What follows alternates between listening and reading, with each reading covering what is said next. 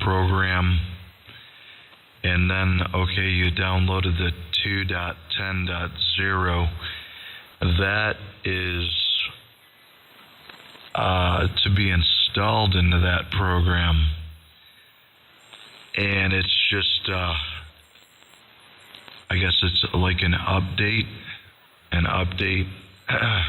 to it. But you have to have the two programs installed, if you understand what I'm saying. And then when you run Thetis, you're actually going to copy and paste out of that release folder, the Thetis folder there. You're not going to run it on the original Thetis you installed. So I'm just trying to remember now what version it was that I had to install first. It was like 2.8 something, you know? Alrighty, well, I guess we can't go any further then. Alright, well, here I am, stuck again. I'm not having much luck with this at all, I'll tell you. But, alright, let me stand by. I'll go through some of this and see what I can read up on. Hey, you know, at least I know where to go with this now, you know? I'm starting to get the feel for what's going on there. You've probably only got one Thetis installed, correct? As far as I know, yes. Like I said, it's that version 2.10.0.0. Okay, that's the trickiest part. So that is the trickiest part, John. Understanding that you need two versions installed. I don't know if you're on the or anything. Maybe you can ask what is the first version that needs to be installed. Because, you know, let me look here again. Let me see if I can find it on my computer, because I must have it here. Good morning, K2R KB. Some Googling here also and see if I can dig something up. Yeah, we're getting somewhere now. Now I understand what's going on, you know. And yeah, that's the trickiest part. Hey, good morning, Rich. Yeah, K2RKB, W2VOA. Yeah, W2VOA, K2RKB. Dreary, rainy day, but at least it's warm in the 50s. And, boy, I think Roger, he's getting blasted in snow up there. It's one storm after another, according to weather here. You got snow on the ground? No, it's raining. It's 40 degrees here right now, though. But it's nothing but rain, man.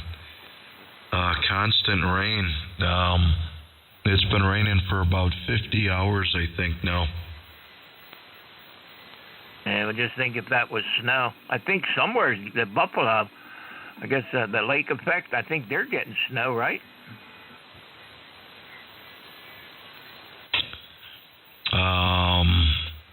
No, not Buffalo. Definitely not Buffalo. We're all pretty warm around here at 40 degrees. I don't know, maybe last week or a week ago, I don't remember, but I seen it on the weather. I'll let you get back to that other fella. Having my coffee here, just getting rolling.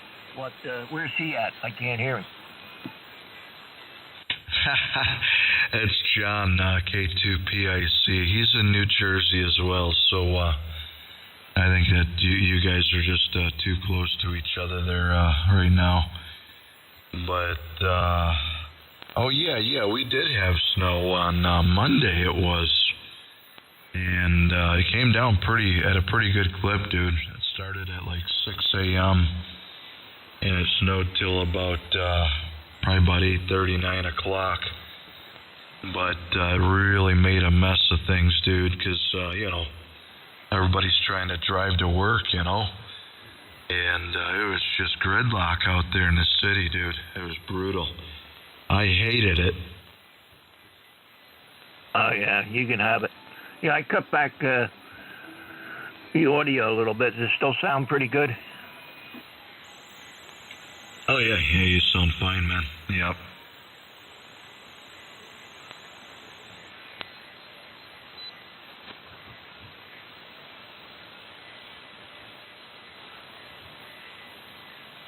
Yeah, Mondays sucked, man. I was really hoping. I was hoping they were going to close the schools, you know, but nah, hell no.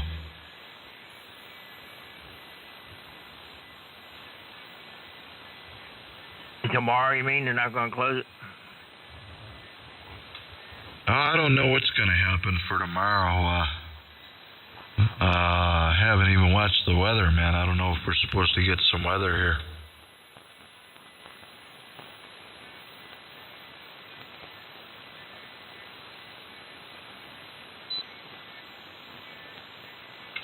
Yeah, I don't watch the news, man.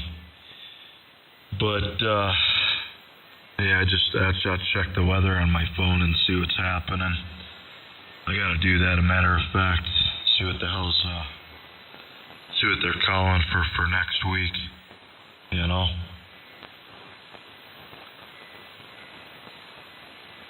Yeah, let's see, Monday's going to be warm. It's going to clear. Then, Tuesday comes back to cold. 20s and 30s at night. And only in the 40s. Yeah, it's a roller coaster. But this, 40s, 50s during the day, that's better than 30, you know? Yeah, we're looking at almost 50 for today. 41 tomorrow, 39 the next day, 35. And then we're back up to 50 by next Saturday. And it goes down again, and then it goes back up to 45 the following Saturday. Holy crap.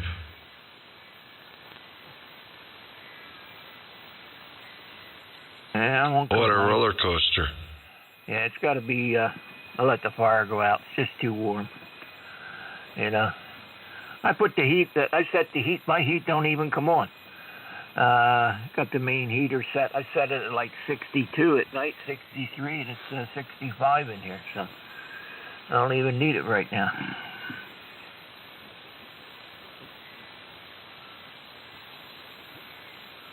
Yeah, I've got the heater vents blocked downstairs. It's turned on upstairs, but I blocked off my vents down here because I got the amplifier keeps me warmed up.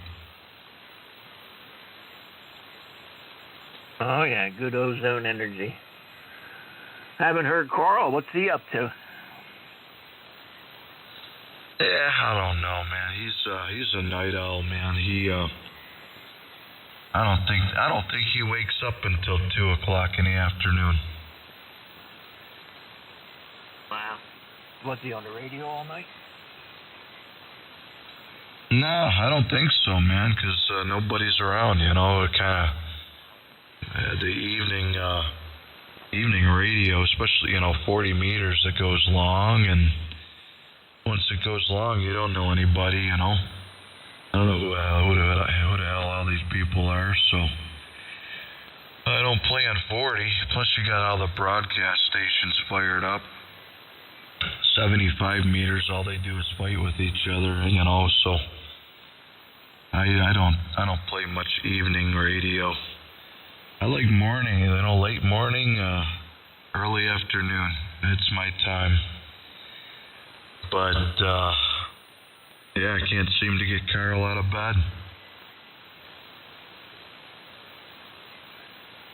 Yeah, okay. What rig you on? Sounding good. You got that little bit of, I wouldn't have called it echo, but ambience in there. It sounds good. Yeah, cool. I just want a little bit in there, I don't want much. But this is the Hermes Light 2. I've really grown fond of this radio, dude. Yeah. I like knob radios. I'm old school. They're nice, but yeah. Yeah. Yeah, just like a box radio with knobs. It's got the screens on it and scopes and everything. What more do you want, you know? Yeah. I don't know. I never thought I was gonna like this. I always loved my radios, man. Traditional, knob radio, but yeah, I've become addicted to this thing, man. It's pretty nuts.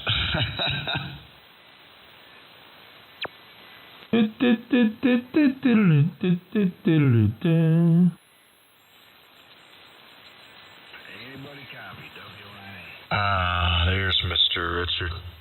Yeah, morning, Rich. Hello there, another fella come in there too. K2ZUR. I'm sorry, KC2ZUR. Yeah, there's another one coming in too, W2VOA. But go ahead, Rich. Okay, good morning, everybody on the frequency KC2ZUR. It is beautiful out here.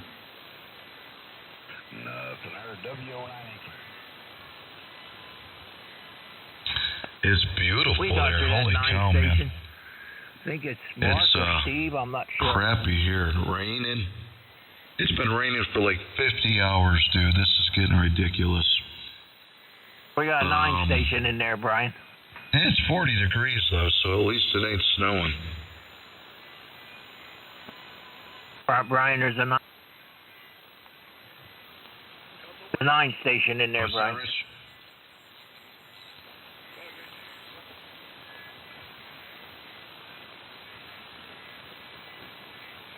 It was either Mark or Steve, I'm not sure.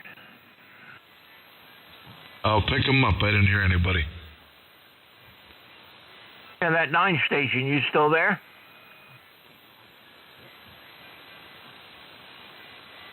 Yeah, he was in a hurry. All right. Yeah, go ahead. Go ahead, Rich.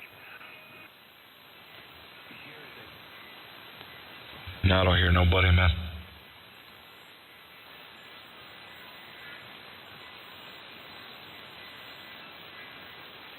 Okay, good morning, Rich. Good morning, Brian. Mark may be out dude. there.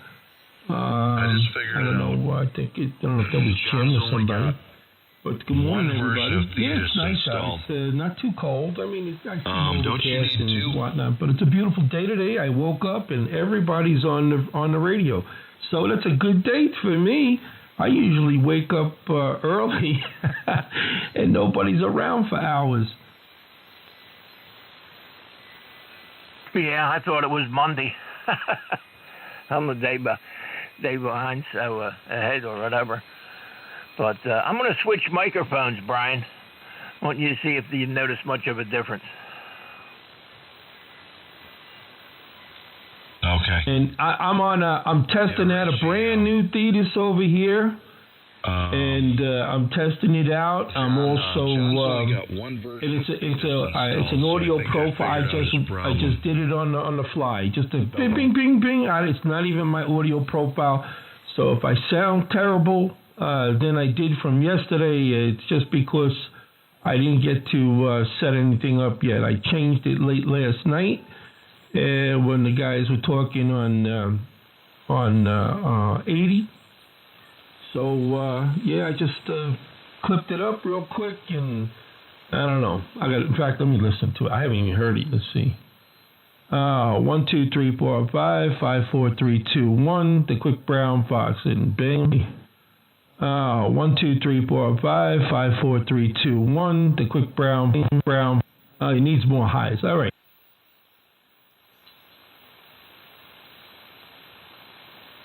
Yeah, it sounds pretty good. All right, I'm on the other mic there, Brian. What do you think? Much of a difference? Yeah, big difference, man. I like the other one a lot better. This one sounds almost like a stock mic.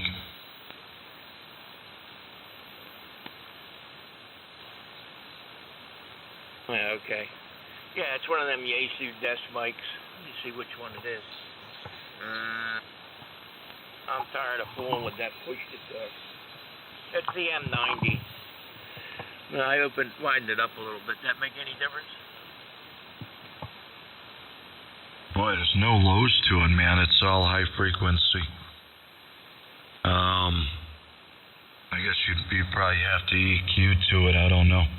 All right, how about that? That do anything? That's better. That's better, but it's still not as full as the other one. Yeah, nothing like an RE27, you know? Yeah, buddy.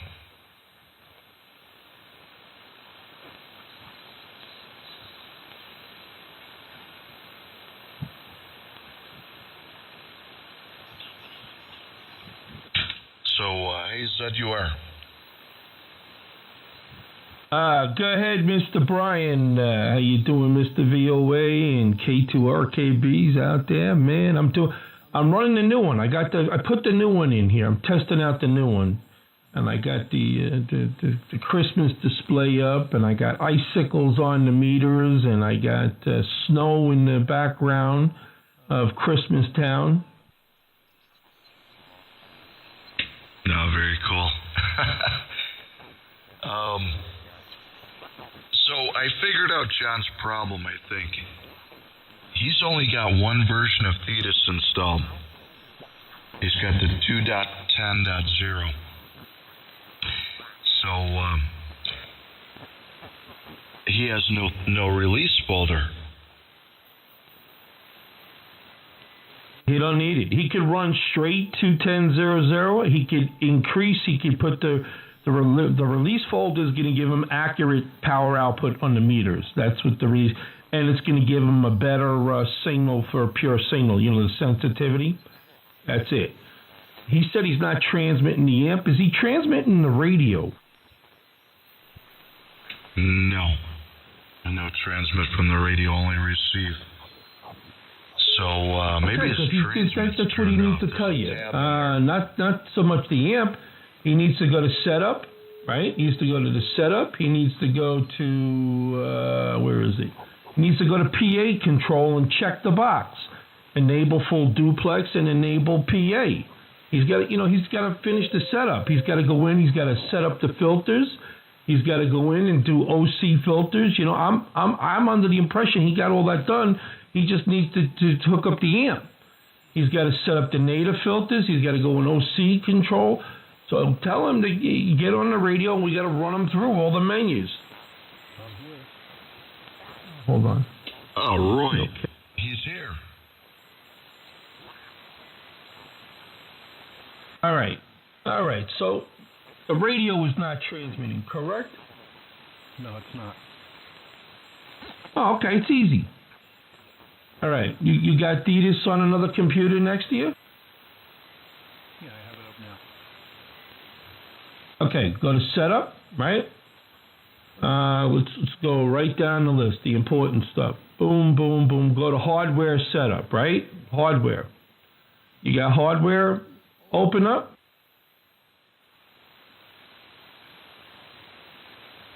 Oh, yeah. HW select. Setup, go to general, HW select, the bottom left-hand tab on the top of the menu. Yeah, I'm clicking on it. Nothing's happening. Good.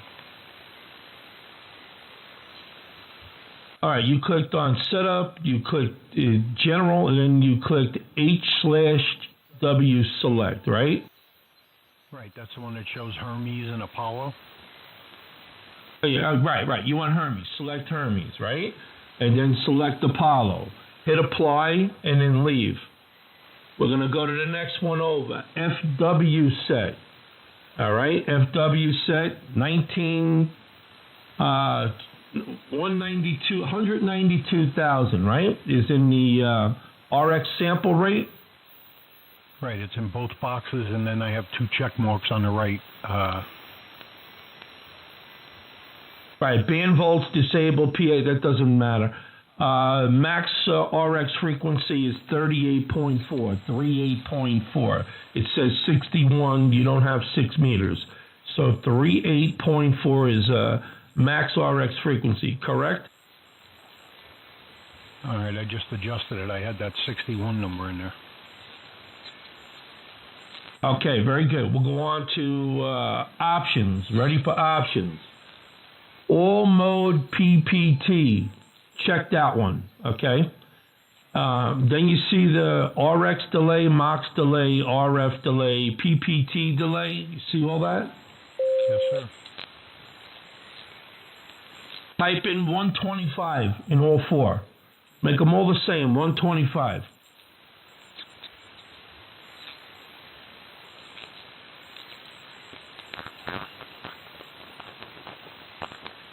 Okay, we're going to go over to where it says miscellaneous. It's in the center now of that same menu with the 125s. Snap, click, tune, and show CT filter. Snap, click, tune, show CT filter. Click those two. Check those boxes. And then the most important is Hermes light step attenuator. Okay, you see that? Hermes, well, it's not going to say Hermes light, but it's going to say step attenuator. Okay, enable RX1. Check it. If it doesn't check, you, on the main menu we'll fix that. We can double click the attenuator and it'll check it. But just check that if it lets you check it. Step attenuator and auto ATT, check that and it should be 100. All right, hold on a second. We're going too fast here. I got the, hold on, options. All right, I clicked on snap, click, tune, and show CT filter. What was the next step after that? Okay, just to the right of that. You're going to see enable RX1. It's the step attenuator. Okay, but they're both great. You'll have RX1, RX2, and then it should say something auto ATT 100. It won't let me check them. They're both grayed out. Okay, great. On the top of the menu, just click the top of the menu of that setup bar. Move it to the center of the screen. Move it to the center of your theater screen, right over the pan adapter. Move it out of the way. Okay, just below the drive slider. You know where the drive slider is. You got the volumes, drive slider. You see where it says ATT, or it'll say SATT. See that? Not the box, not the check box, but the actual word SATT or A-ATT. You see that? Well, what I want you to do, I want you to put the point of the mouse on the word SATT or ATT, just below the drive slider, and double click it, or click it once until that checkbox highlights. Okay, enable RX1 is now highlighted even though it's grayed out. Is that what you wanted to happen? Absolutely, because you don't have the power on yet. We're not powered up. We're going through the menu before we turn the radio on. Okay, all right. I clicked on the SATT, and apparently you put a check mark in the enable RXT. All right, that's great. Now hit apply. We're gonna go we're gonna go to options 2. See, we're in options 1. Click options 2. Okay. All right, in options 2, it's going to say info bar below in the center of that menu. Info bar below. One thing we're going to check: swap red and blue PSA feedback. Just check that. It's the top box. Okay, I got that. Okay, now we're going to go to skip calibration. Go to filters. All right, you click on the filters. Okay. All right, you're going to see 2 frequencies. They're going to say default low cut in hertz, 100 hertz, 100 hertz. Change them to 40. You don't have to go past 40. You're going to be able to hear all the low bottom end. If you don't like that low bottom end, you leave it at 100, or you can just put them at 50. I go 10 more. I go to 40. That's where I got both of mine set, so I can hear the low end on everybody. All right, so the bottom, the RX1 filter goes to 40 on the bottom there, the low cut, and the low cut on the right, which is RX filter control 2, that also goes to 40, right? 40. Then check the box, limit filter edges to sidebands, and then hit apply. Okay. You're going to go to the next tab next to it, OC Control. On OC Control, we're going to check a bunch of boxes. All right, hold on a second. I'm looking for that OC Control. I got Hermes Control.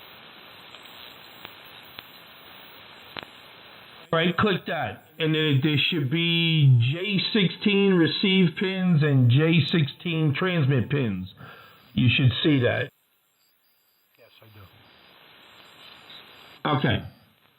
And there's no, and below that, the transmit section of the boxes, there's nothing that says into ADR, right? And that won't be there because that's in the patch. Okay, so here we go. And you check, okay, in J16 receive pins. Okay, J16 receive pins. On 160, check box 1. On 80, check box 2. Let me see if you're following along. Yes, sir, I got it. Okay, now, whatever we do in J16 receive, what I tell you on this section, we're going to do the same on the transmit. But we'll just do the receive first, and you can just copy over to the transmit. All right, so on 60 meters, it's pin 3, box 3. On 40 meters, box 3. 30 meters, box 4. 20 meters, box 4. 17 meters, box 5. 15 meters, box 5. 12 meters, box 6. 10 meters, box 6. Then, starting at 10 meters, we're going to also check box 7. We're going to check box 7 for everyone going up. We're not going to, from 10 meters to 80 meters, you're going to check box 7, only on the receive.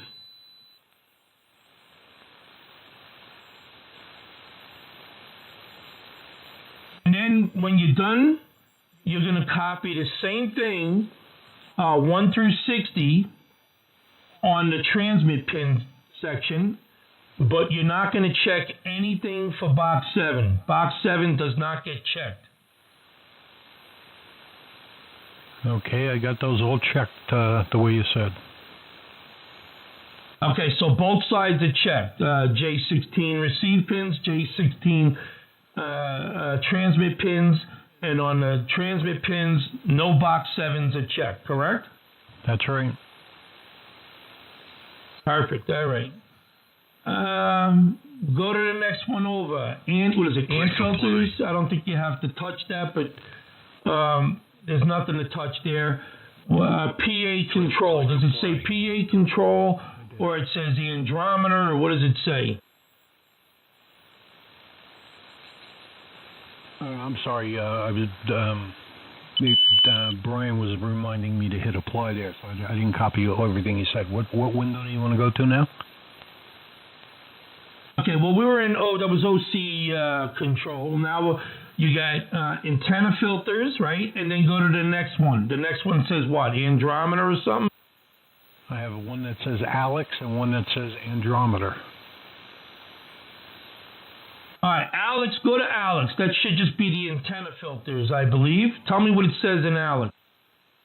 Yeah, it's antenna filters, and it's got the same thing, bands 160 all the way down to 6 meters and all that. And then there's another tab, HPF/LPF.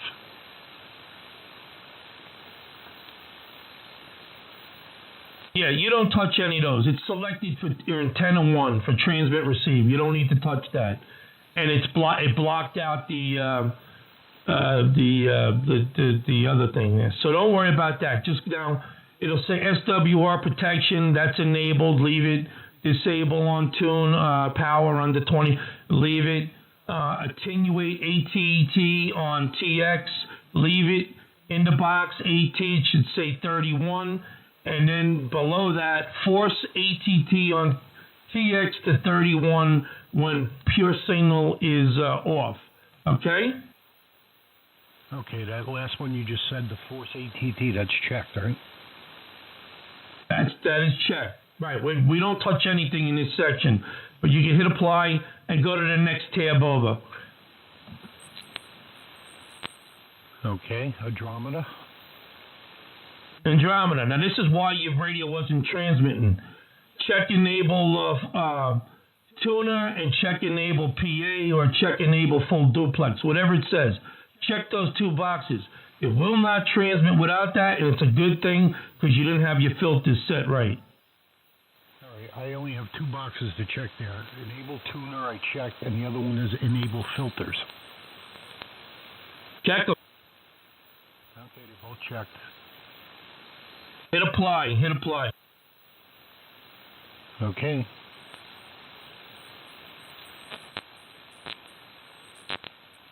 We're good. Up at the top, we go back to general, right? And we can skip the other two tabs. Wait.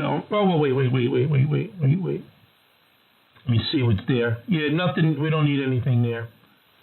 Nothing needed there. Okay, go back to general tab. Click the general tab, and click on audio. Now, are you able to receive audio on your Hermes yet? Yes, I can.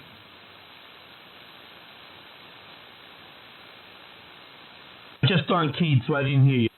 Yes, I can.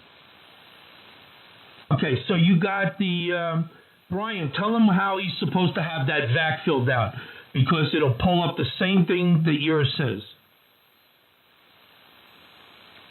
Okay, I've got the driver is Windows Direct Sound.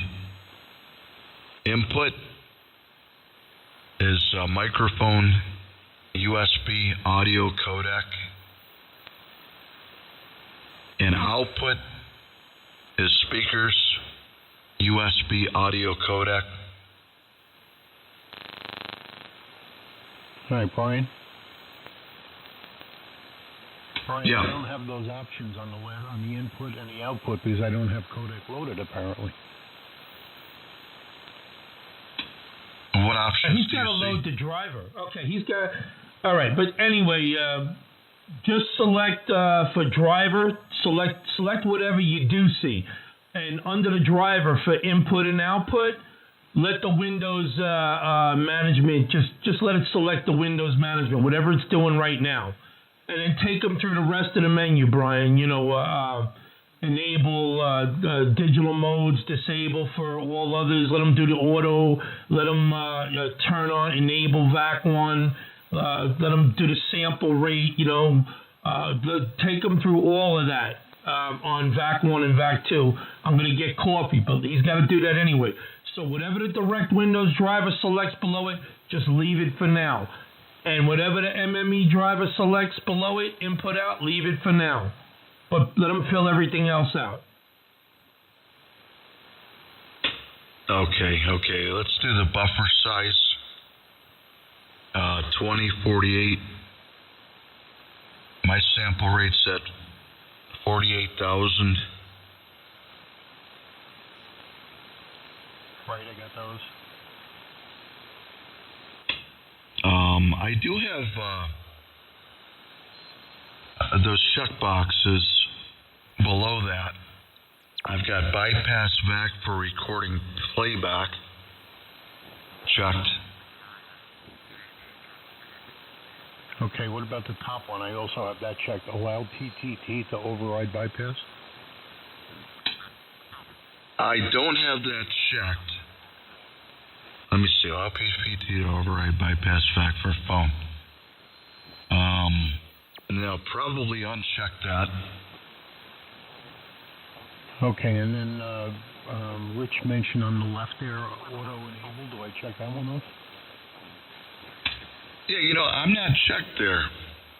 So I I believe he said to check that. All right, I'll check it for now, and we'll check him when he gets back for coffee. Okay, what else we got on that screen?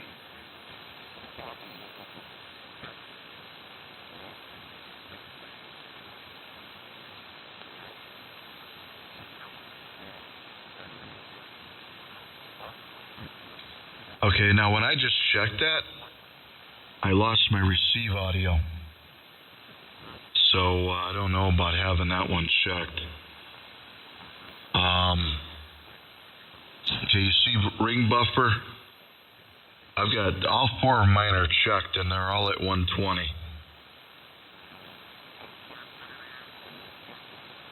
Okay, that's good too. I just unchecked that enable box. We'll check that with Rich, but I unchecked it. Yeah, I completely lost my receiver when I checked that just now. As far as the 2 force on the bottom there, I do not have those checked, but we should check with Rich. I think I'm doing good because this thing's been running like beautiful for me, you know. Okay, what about that up on the top in that VAC 1 window that we're in, enable VAC 1? That should have a check also, right? Oh, yes, absolutely. Okay, I clicked the apply button, or you want to just stand by there until Rich gets back, and we'll check out that enable for digital modes? Yeah. Now the auto, you know, above that box, that looks like almost looks like a audiograph. That auto is not checked on mine. Okay, mine is not checked either, and then next to it, it's got the number 0.040000. Correct. Yeah. Okay, Rich, are you back yet?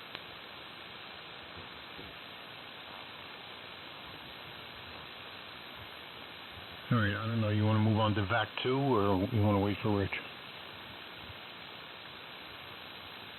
We're going to wait for Rich. I want to double check on a couple things. All righty. I really appreciate this. I owe you guys big time if this falls through for me. All right. Okay, Rich. Okay, all right. I was do listening not have the while I was 2 force getting the coffee. box checked.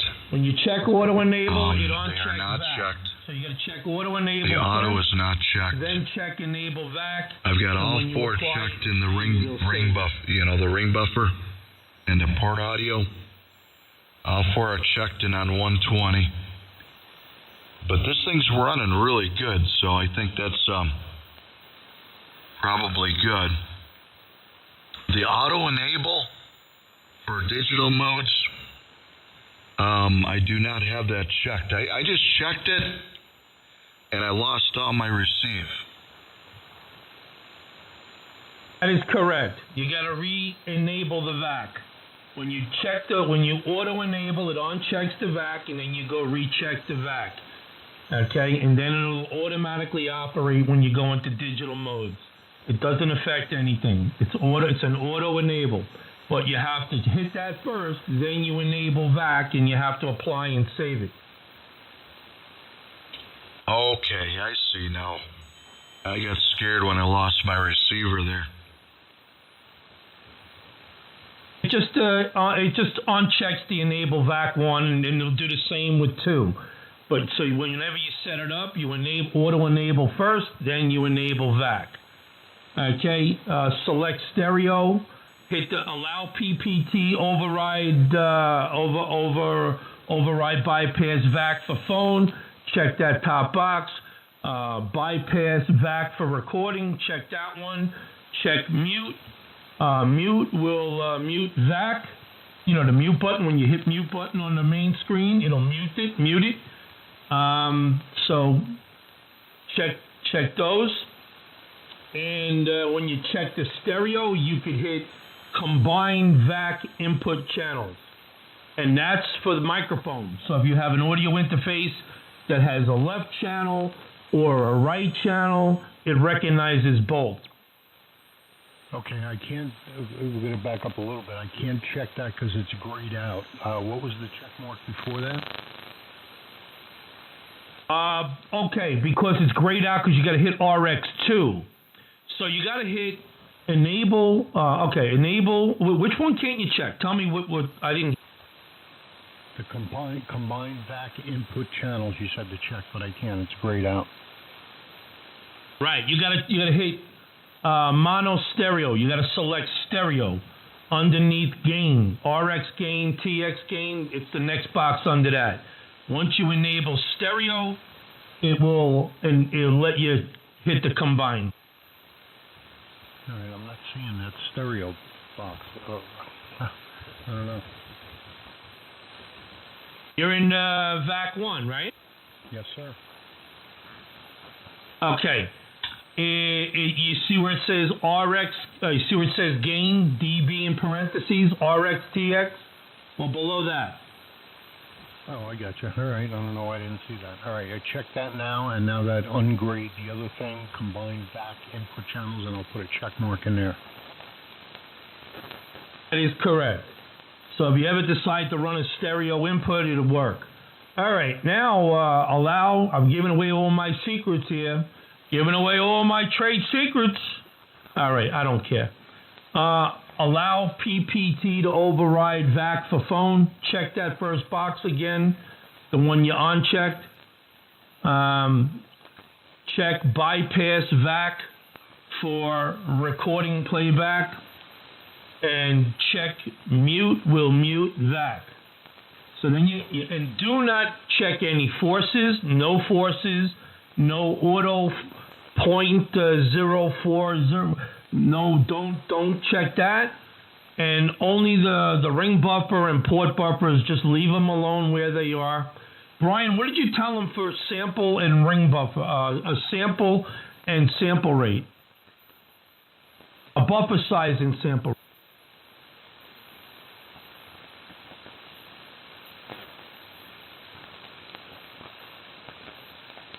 2048. Yeah, 2048 and 48,000. 2048 and 48,000. Let me just check something. Perfect. If you exceed that, you get pops and clicks. Allow PTT to override. Maybe the next generation they'll improve it. I lost my transmit audio. No, the audio is good. But maybe I just needed to enable VAC 1 again. What happened? Okay, I lost my transmit audio when I clicked on allow PPT to override bypass VAC for phone. Okay, yeah, that happened to Dan too. So then leave that one unchecked. So then I use it because I use the space bar to key it. Are you using the PPT to key it? Oh yes, I am. All right. Well, John, you're going to be using your space bar to key it? I would like to use the PTT on the microphone if I could. There's no PPT in the microphone. You got to plug. You got a foot switch or something that you're going to use right now? Oh yes, I do. I'm using it. And that plugs into the Hermes? Oh no, it does not. All right, let's just leave the spell. I'll do it with the space bar for now. We can always change that later. Yeah, because my PPT is going into the key line of the Hermes. The audio interface does not do any keying. It only handles the audio. So if you have some type of special XLR with a PPT on it, it's not going to transmit the Hermes. Okay, the Hermes has a little jack on the front of the Hermes. You got to make a special plug. It's used for CW and it's used for keying. All right, well then let's stay with the space bar. So I need the check mark in that allow PTT to override. I need the check mark in there, right? Yeah, just check that one. Okay, I'm good. All right, go to VAC 2. Brian, walk them through VAC 2. Good job, Brian.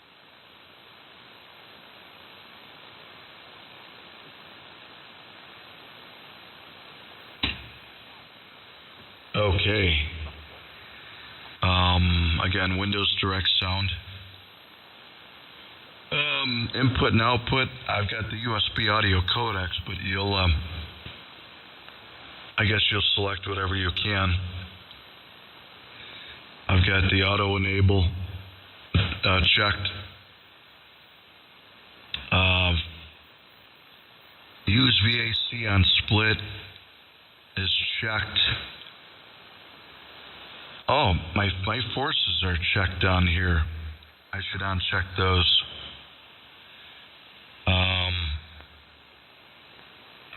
The forces should not be checked, right, Rich? Absolutely not. Don't force them. All right, I got a question. Yep. On that input and output, when I pull that menu down for those, the top one is primary sound capture drive. I guess that's the default. But then I have three different things for Behringer underneath there, so you can hook the Behringer in. So you don't have those checked off? Yeah, mine didn't come. You gotta. If you don't check them, you select them. You're talking input output. That's what Brian said. You said you didn't have the Behringer. I think it's. And yeah, you want on input. You want tell them what to put for input. The Behringer, or what is it? Say microphone or input. Tell them which ones. You're right. You got those input and outputs are going to be the same on VAC 1 and VAC 2, but you do not use the same audio driver, Brian. Use Windows Direct audio driver on VAC 1, and you use MME driver on VAC 2. Otherwise, you're going to have audio issues when you run both receivers. Okay, you guys doubled through that whole thing, but all right, so let's get back to VAC 1. So you want me to have Windows Direct Sound, right, Rich? Windows Direct Sound, and Brian, tell him what inputs and outputs to select. He has the Behringers listed in there.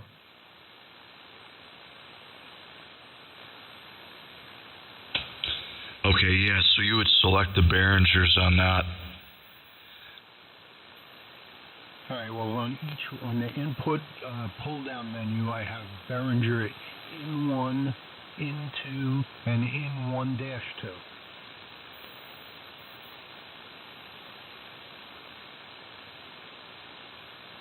He's got a 2-channel device, right? What is he, an instrument and a microphone, or 2 microphones? He could do 1 and 2. Well, I don't know which is which, so you tell me, Brian. Yeah, I don't even have that listed here. All right, well, what I did was I bought the Behringer unit, which is the 202 HD. It's got the 2 XLR jacks in the front, so I have the microphone is plugged into jack number 1. So I'll check for input. I'll put in 1, and output. I guess I put the same thing. No, output has to be out 1-2. Let me check that. Okay.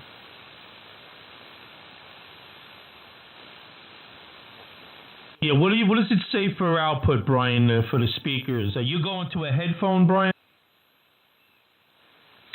Yeah, well, I'm using the speakers on that Behringer unit, and I'm using headphones right now. Okay, John, what are you using? Headphones, or you have it plugged into an audio amp? What are you using? No, right now I have it set up for the desktop speakers, so I should leave it on primary sound driver. No. The desktop speakers out of the computer, correct? Yes.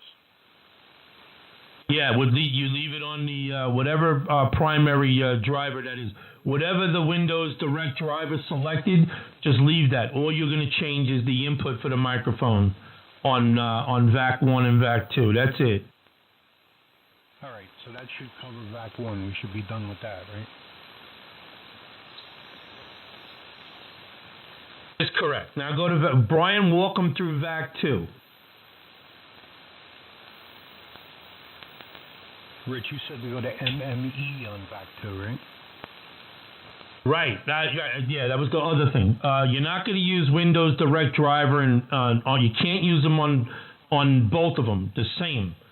unless you had different input and outputs, different input-out devices. They conflict. So you got to use MME on VAC2 as the driver. You got to use 2 different drivers. Okay, and then my options on the input and output, the default option is Microsoft Sound Manager dash I can't read it, IN, I guess. And then I have those 3 Behringers again. So what am I going to pick for those? You can leave it as the Windows if you want.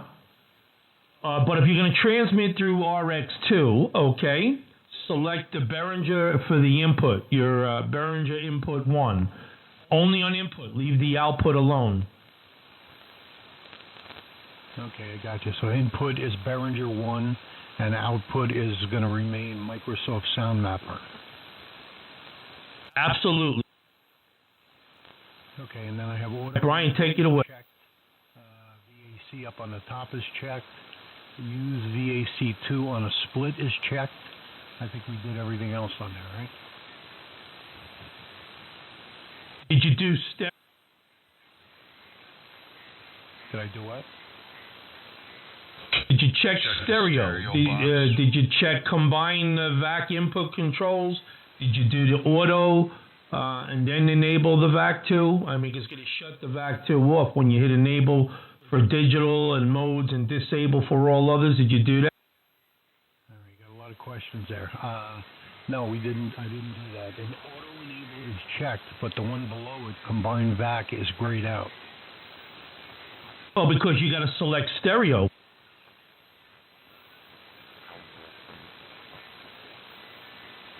Okay, I got you. I selected the stereo. I should have remembered that.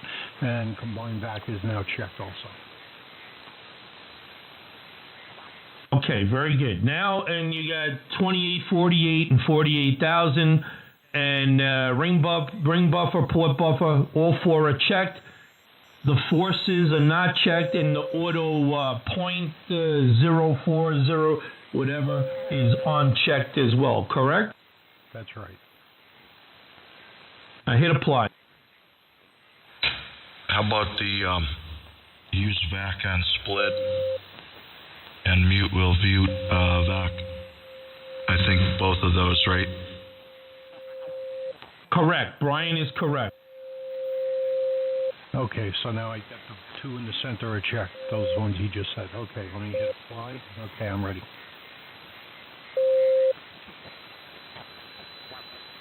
Okay, I'm sorry, Brian. I thought I heard you tell him to do that already.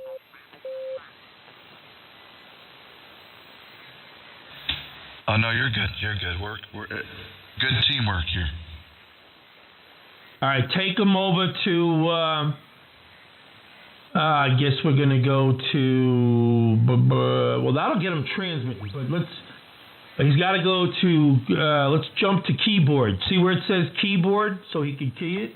And then you're going to walk them through well, I'll walk them through a couple, but you're going to walk them through DSP, you can walk them through transmit, display, and if I hear something, I'll let you know. But go to keyboard. All right, now you're in the audio tab, you're in the VAC tabs, just hit apply, and then go along that top row, and when you see keyboard, hit keyboard. Okay, I'm there. Okay, you're going to see where it says keyboard on the right side in the middle. Enable shortcuts and quick QSY. Check those both, hit enable, and then go to DSP. Go to the DSP tab. Okay, I'm going to hit apply, go into DSP.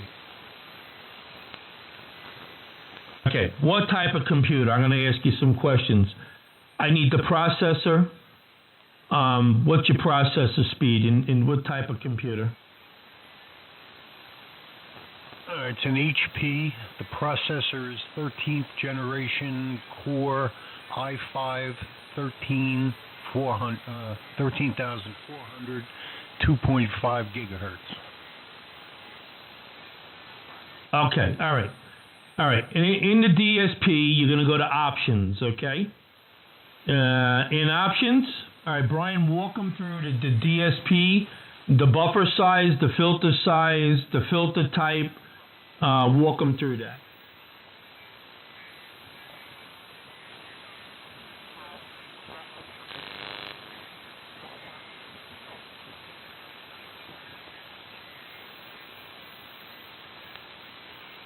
Oh, Brian, where'd you go?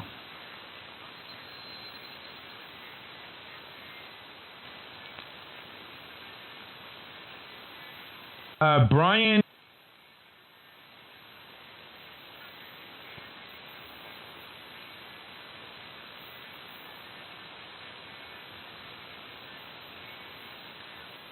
Okay, here's what we're going to do. Select 256 buffer sizes, straight down all of them, 256. Make them all 256. Filter size. Well, first do the buffers. Make them all 256. All right, I'm doing that now.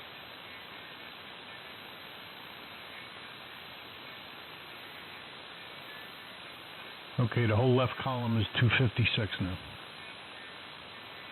All of them, every single one, straight down the list. Just for the buffer size, all right? You don't want me to do the second column, do you? Oh, yeah, second column, we're going to go 8,000, what does it say here? 8,092. 8192. Make them all 8192. Oh, hold on, I got a key. What the heck did I do here? Jesus Christ. Hold on, I can't unkey now.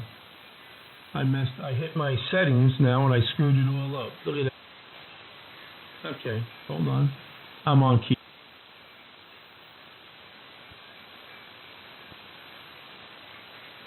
Okay. 8192, straight down the line. 8192. Okay, now filter type. It says low latency. Change it all to linear type filter, all of them.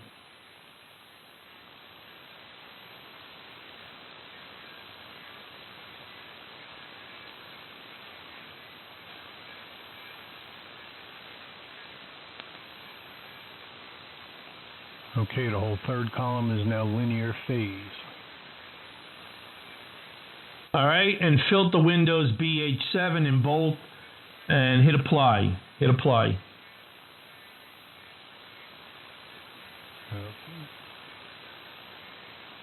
AGC ALC tab. So next to options, you got CW, and you got AGC ALC. Select that. Okay, I'm there. Okay, we're going to leave everything the way it is except for a couple changes. Under leveler, see where it says leveler, max gain 15? Ridiculous. Just make it max gain 10. Max gain 10, otherwise you're going to have that overdriving, overmodulated sound. It'll overshoot. So 10 dB is plenty. Okay, I got it.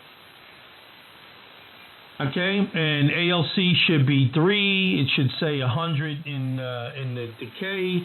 Decay and under the ALC is 10. That's fine. That's stock. You're going to check two boxes. Auto AGC RX1. Okay, and in the box it says 20. Auto AGC RX2. Okay, in the box it says 20. Check those two boxes for Auto AGC. And turn the 20 into 23, 23, okay? And hit apply.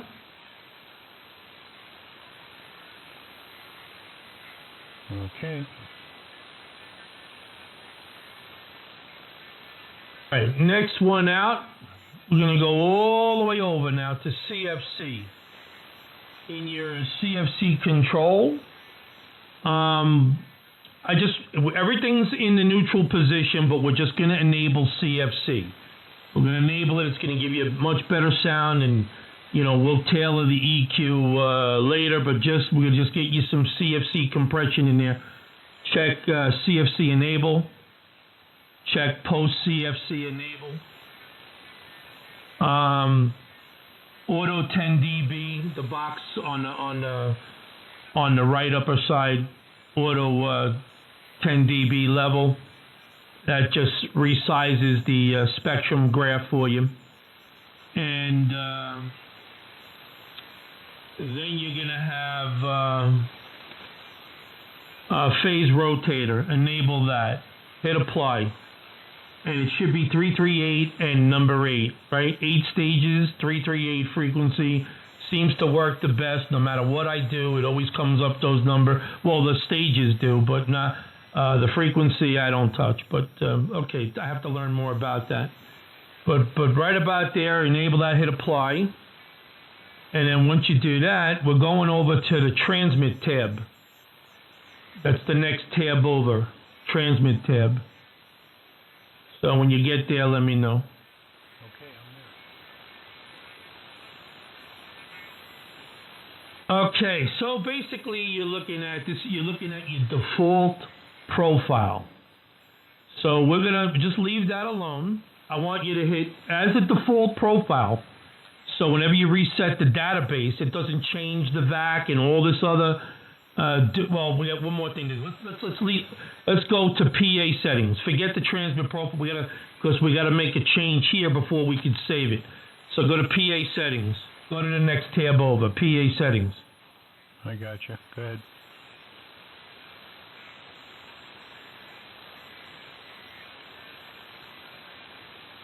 You in PA settings, John? Yes, sir.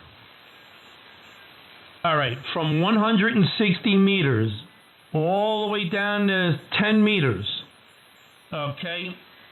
And the other side says VHF. We don't worry about that. But where it says 160 meters to 10 meters, there's 41 point something, 42. The bottom says 38.8. Make them all 38.8, 38.8, all of them. All right, this is going to take a minute. Well, you can just press the arrow, double-click the arrow, and it'll go automatically. It'll start running down. So hit the bottom arrow in each one, double-click it or whatever, and it goes automatically.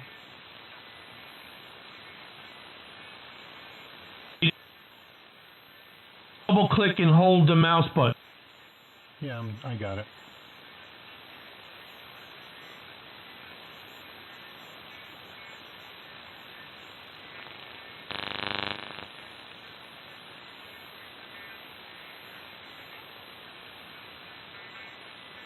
Okay, everything's 38.8 in that whole column there. All right, excellent, excellent. Now, what I want you to do, hit apply, and then go back to the transmit tab. Okay, just on the top of that column it says default Hermes. That's good, right? That's correct. Okay, what tab are we going to now? We're going back to transmit. Okay.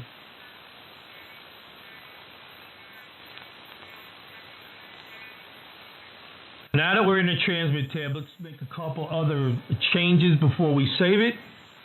20 dB mic boost, uncheck that. You see where it says mic, the little box that says mic. Just uncheck the 20 dB boost. Minimum says -40.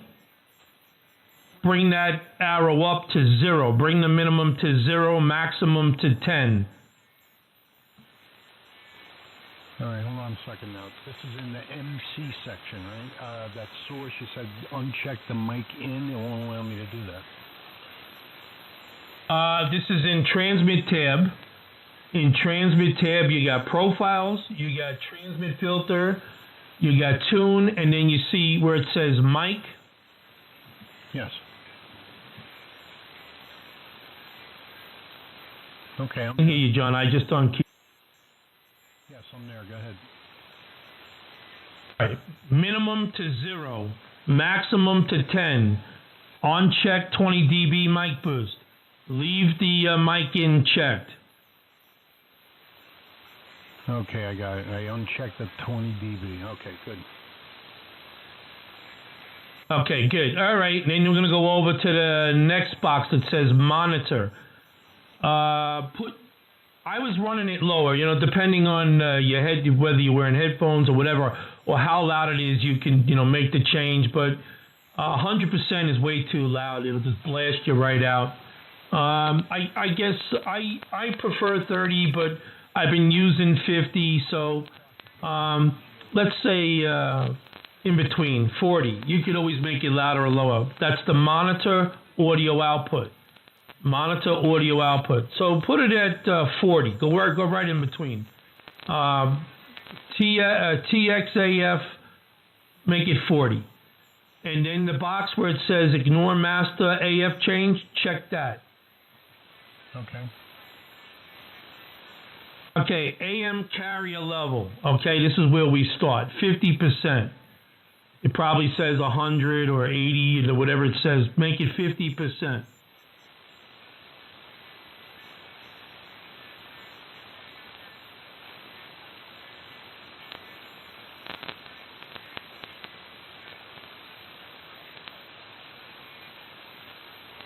All right, that's good. Hold on.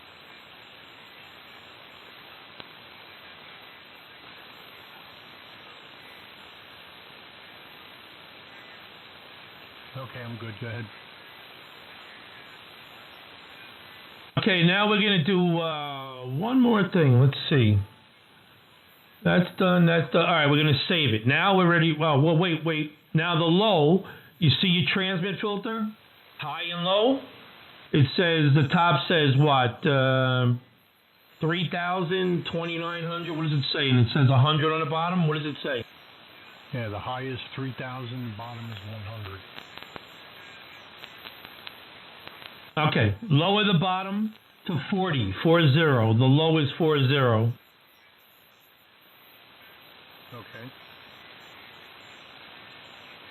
You want to run 4 wide? Well, default we'll leave alone. We'll do it. We'll just we'll do it now. We'll do it right now. Okay, 40. Change it from 3,000. Change it to 40. The high is 40.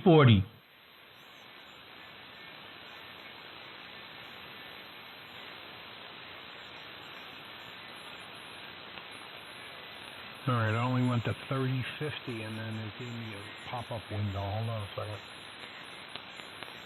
Yeah, you hit OK and change it to where you want it. That's the new. He had to put that in, because everybody's making it, just to make you aware. All right, so you want the high to be 40. That is correct. The bottom is 40, top is 40. Default profile. Once that's done, hit apply. I want you to hit apply. What do you want me to set that? Because for some reason I had that renamed already to JP number 1. We had done something with that a couple of weeks ago, I think. You want me to go back to the default setting? No, do not change it. Whatever you do, otherwise you're going to erase everything. Everything's going to get erased. Do not change it. Oh, woo. Yeah, no. Whatever this is, we're going to leave it alone, but we're going to save it. Whatever it says, we're going to save. All right? So I want you to go where it says Profiles. I want you to click Save. We're going to do this very easily, and we're going to, whatever it's named, whatever this is named, JT, whatever you name it, JT, what does it say? Tell me exactly what it says. Well, you're going to save it. Just hit Save, and then the window's going to come up. Please enter profile name. Just hit OK to whatever it says. Hit yes to save it. Hit apply, and then I want you to export this database. Export the database. Okay, yeah, those are my initials, JP number 1. All right, so that's all saved, and I'm clicking on export database. Beautiful. Okay, great. Now, you really, well, we're going to do something else too. We're going to save it as export database, and we're gonna overwrite the default as well. But not now. We're not going to do nothing now. So I usually get the baseline set, and I leave it as default, because when you reset the database, just remember, if you ever reset database, it's not going to work. So you're going to have to select this profile. This is the default profile that's going to set all the settings that we just did. 90% of them. And this is where everybody makes their mistake. You know, they reset the database and then they start, changing things. But what they don't realize is they just wiped everything out. You got to start all over again. You have to work from a default, because what it wants to do is put the default setup back in there. The default setup changes the VAC. It changes the transmit profiles. It changes the filters. It might change the filters. I'm not positive, but it changes a lot of things that we just corrected in order for this Thetis to work. Okay, I got you. So I hit the default. What was the command? Export database, and now it wants me to name it. No. Did you select the default and everything changed? I selected export database like you told me to, and that brought me to a save as window, and it's asking me to save the Thetis database files. Yeah, save it. This is the one that's JP with your name. You're saving your name. The one we just said save and export, correct?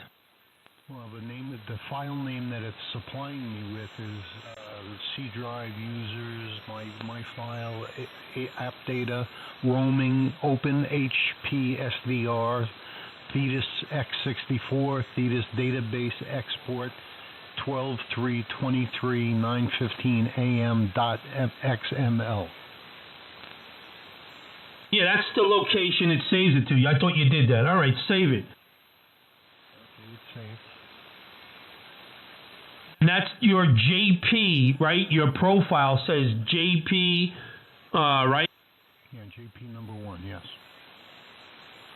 Okay, so remember, if you ever reset the database, you got to come here or on the main screen and select that JP profile in order to reset everything back to stock. Okay, I got you. For the Hermes. Okay, I got you. All right, you're ready to transmit, John. You should be able to fire up your Hermes now, and you should have transmit. You have to push the space bar once, and it goes into transmit. Make sure the mouse is anywhere on the screen on Thetis. The mouse has to be on Thetis. Find a blank spot, right-click the mouse, and leave it there. When you hit the space bar, you push it once. It should put it into transmit. And then when you want to stop transmitting, you press the space bar once. It's not like a microphone where you hold it down. If you hold it down, it'll start clicking. Click, click, click, click, click, click, click, click. It'll click 50 times depending on how long you hold the space bar for. And then you got to wait for it to stop clicking. And then and maybe you may have to click it one more time if it's stuck in transmit. So just you press it once for transmit and once to receive. Okay, I got you. You want me to switch over to the Hermes now? That is correct. Now the drive slider, before you do that, where is the drive slider set for power? It goes from minus 7.5 dB to 0. So put it in the middle. Put it about minus 3.5 or minus 4. Wait a minute, you lost me. The drive slider on the left goes from 0 to 100. Okay, so all right, yeah. I'm thinking different. All right, put it in 50. Okay. That's it. Go ahead, power up and try it. All right, give me a few seconds here. Where'd my partner Brian go? Where'd my partner? Brian, you left me flat here. What are you doing?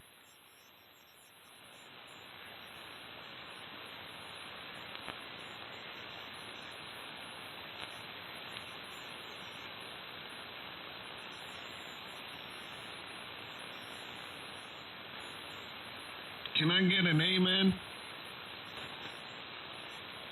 Yeah, yep, amen. Amen. It's Sunday. We give an amen. A beautiful downtown Port Jefferson, KZ2N. I just been listening in. I guess you're setting somebody up new with a Hermes? Yeah, and I was talking with Tom, that K2 TC. Yeah, Tom, right? K2 TC. Yeah, that's what I was talking to Tom about. You know, when Reed Campbell sets up for the Hermes Light, he should enable a lot of these settings, these Hermes settings, set the everything done automatically so that it's already, set up in the default. He's got to basically go to the default profile, select it, and make all the changes and save the default profile, and then put that in with his patch when he does the patch. When you use Ramdoor, you have to do this manually because the Hermes is actually set up for the Hermes from Anon, the other radio, so it's a little different. And but yeah, Reed, that's what Reed needs to do. He needs to put these pre-settings in there. So all you do is hit the power button and maybe just select the VAC input output, and it's you're golden. Yeah, that would definitely be a lot easier. But, I remember when I first got my Anon, Rich, Frank remoted in and set everything up for me. I didn't have to do really anything. But I learned along the way, and and then Jay remoted in also and did some more tweaking with me.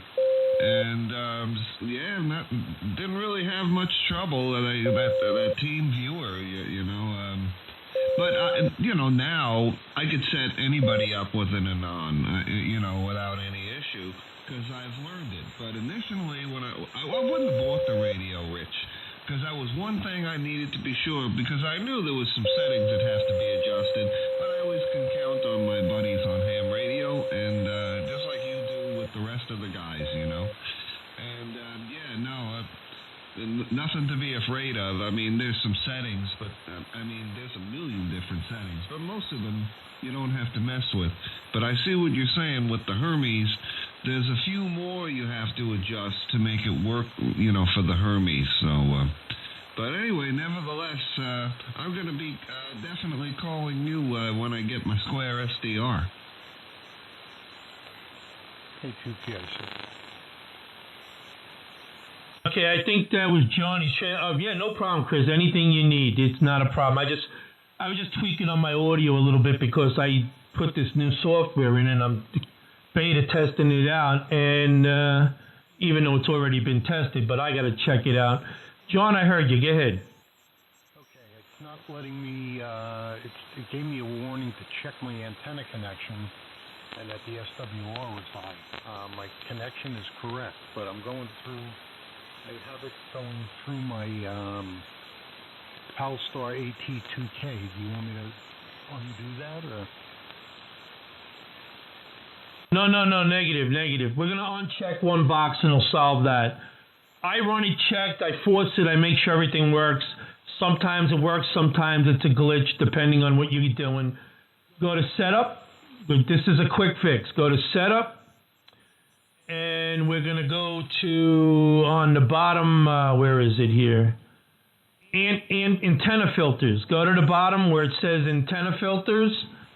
Okay. Remember that antenna filters. Remember where it says enable protection, SWR protection box. Enable protection.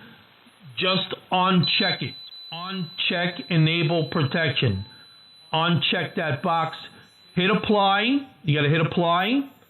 And then go to the transmit tab, right? And then you gotta, when you're in the transmit tab, you gotta resave that transmit profile.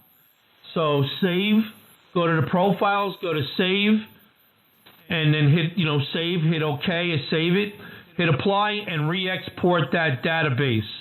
Okay, so all you're doing now is you're shutting off in antenna filters, enable protection. Uncheck that box, and you're done. All right. you got a lot of information here, but antenna filter box, I don't have that. And I hit setup, and there's nothing that says antenna filters. Okay, remember the 31 dB?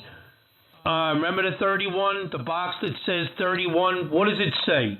Andrometer, what does it say over there? It says Alex, Andrometer. One of those boxes had it? All right, it's the Alex box, and it says ATT on transmit 31.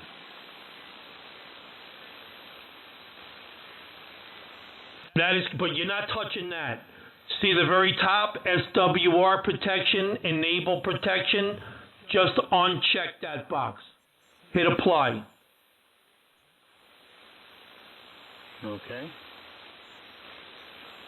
Hit apply, then go to the transmit tab, and then under transmit profiles, you're going to resave it. All right, so right under the JP number 1, I hit save, right? Right, yeah, right. Whatever transmit profile that you're using that we saved, hit save, hit OK, and then they re-export it to the database.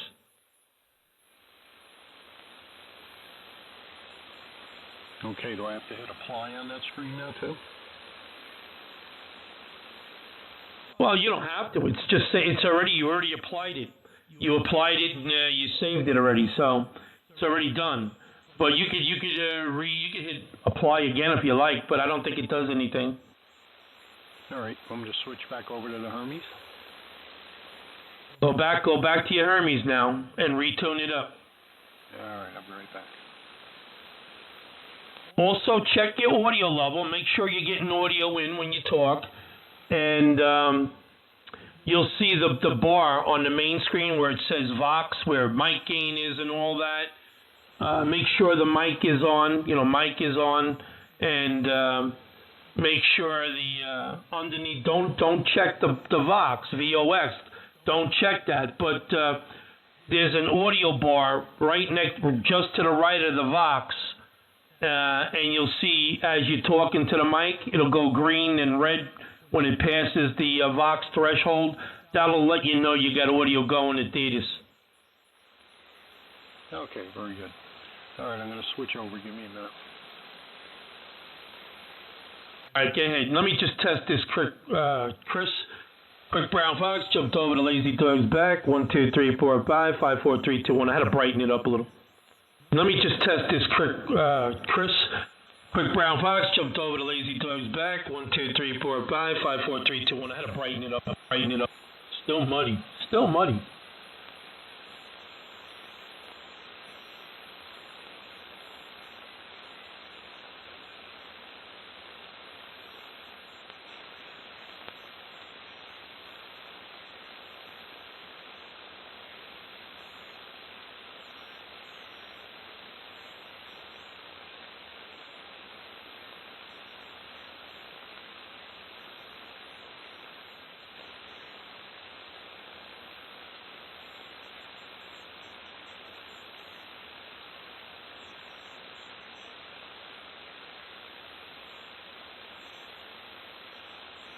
Hello, radio. AC2MZY.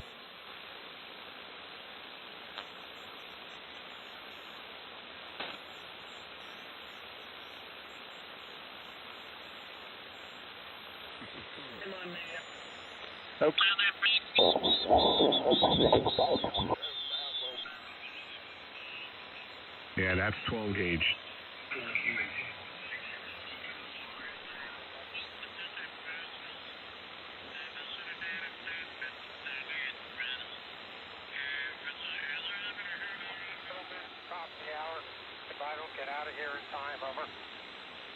Yeah, I should be able to handle that. It's good. The more they do that, the more views I get. So they could be on. YWB.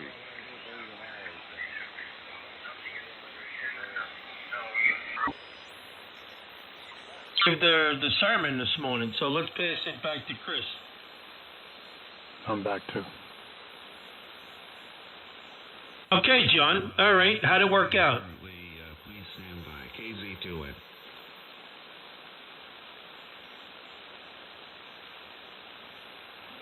Rich. right, Chris. John, how'd it work out? I have no receive. I'm going through that Behringer unit, and I have the headphones on, and all I'm hearing is the audio going through my microphone, but I have no indication on the screen or on any of the meters that I'm transmitting. Okay, wait a second. What are you getting? You got to explain. First of all, shut the monitor button underneath power. If the monitor button is lit, shut that off. Yeah, it's off. Okay. Okay, now tell me what it's doing. All right.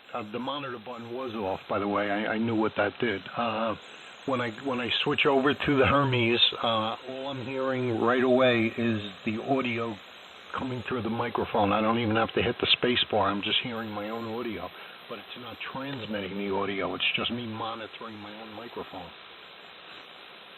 That is correct. You're going to hear your audio. The audio is live through the headphones while you're talking. You're going to pick that up. Whether you transmit or not, you're going to hear your audio. Okay, but the problem is I'm not transmitting. Hitting the space bar and nothing showing up on the screen that show me I'm transmitting. Okay, two things. All right, we may have to do what Brian said. Hold on. So go to Setup, go to VAC Audio, go to VAC 1, and where it says Allow PPT to override VAC on phone, that box, uncheck that box. All right, just check that box right there. And is the radio going into transmit? See, maybe I'm misunderstanding. If the radio is going into transmit, it has nothing to do with that box. But uncheck that box anyway.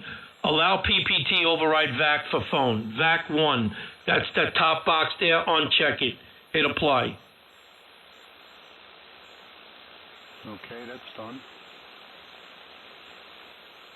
Okay, and when you talk, you hear your audio, so you're hearing it, so the audio is there, it's working. Try it again. All right, but like I said, I'm hearing the audio the same as I am when I don't hit the space bar. I hear it's the same exact thing, but it's not showing my audio. It's not going into transmit mode and showing me any audio on the screen or on my Palstar tuner. Okay, well, put the drive slider all the way to 100 now. Move the drive slider all the way to 100 and try it again. Okay, now I have this micro PA50 Plus is in line, and I have it in the on position. That you want to use that at this point, right? You driving an amplifier? Well, you could use that. Yeah, you could. That's fine. If you're talking, you're not gonna. If you hit tune, well, let me ask something. When you hit the tune button, does it put power out? When I hit the tune, what tune button? On Thetis, next to the monitor, there's a tune button. Leave the power at 50. Leave the driver at 50. And if you hit that tune button, do you get any output? I don't know. I'm going to have to hook back up to Hermes, I guess, to tell you that, right?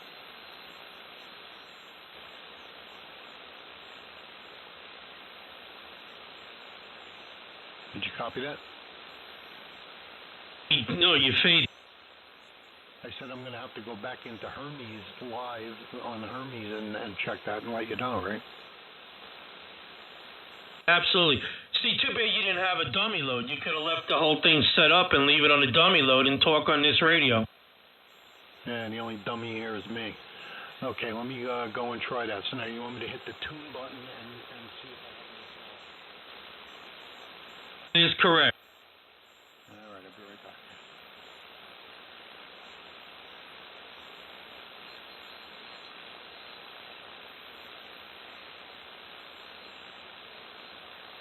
This isn't easy, John. You know, first time doing this is not easy.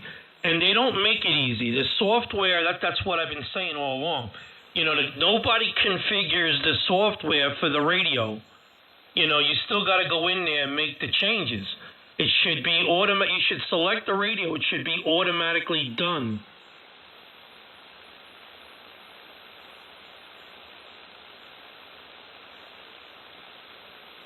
That's that's what makes Flex so good. Flex takes all these problems away from the operator.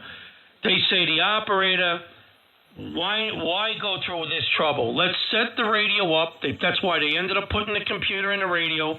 They made it so you turn it on, it works. All you do is operate it like a regular radio. They were very smart, and I understand why they did that. They would be plagued with phone calls, constant emails, and all kinds of they would never be able to do their job. They would be helping people 24/7. And so don't think it's you, it's everybody.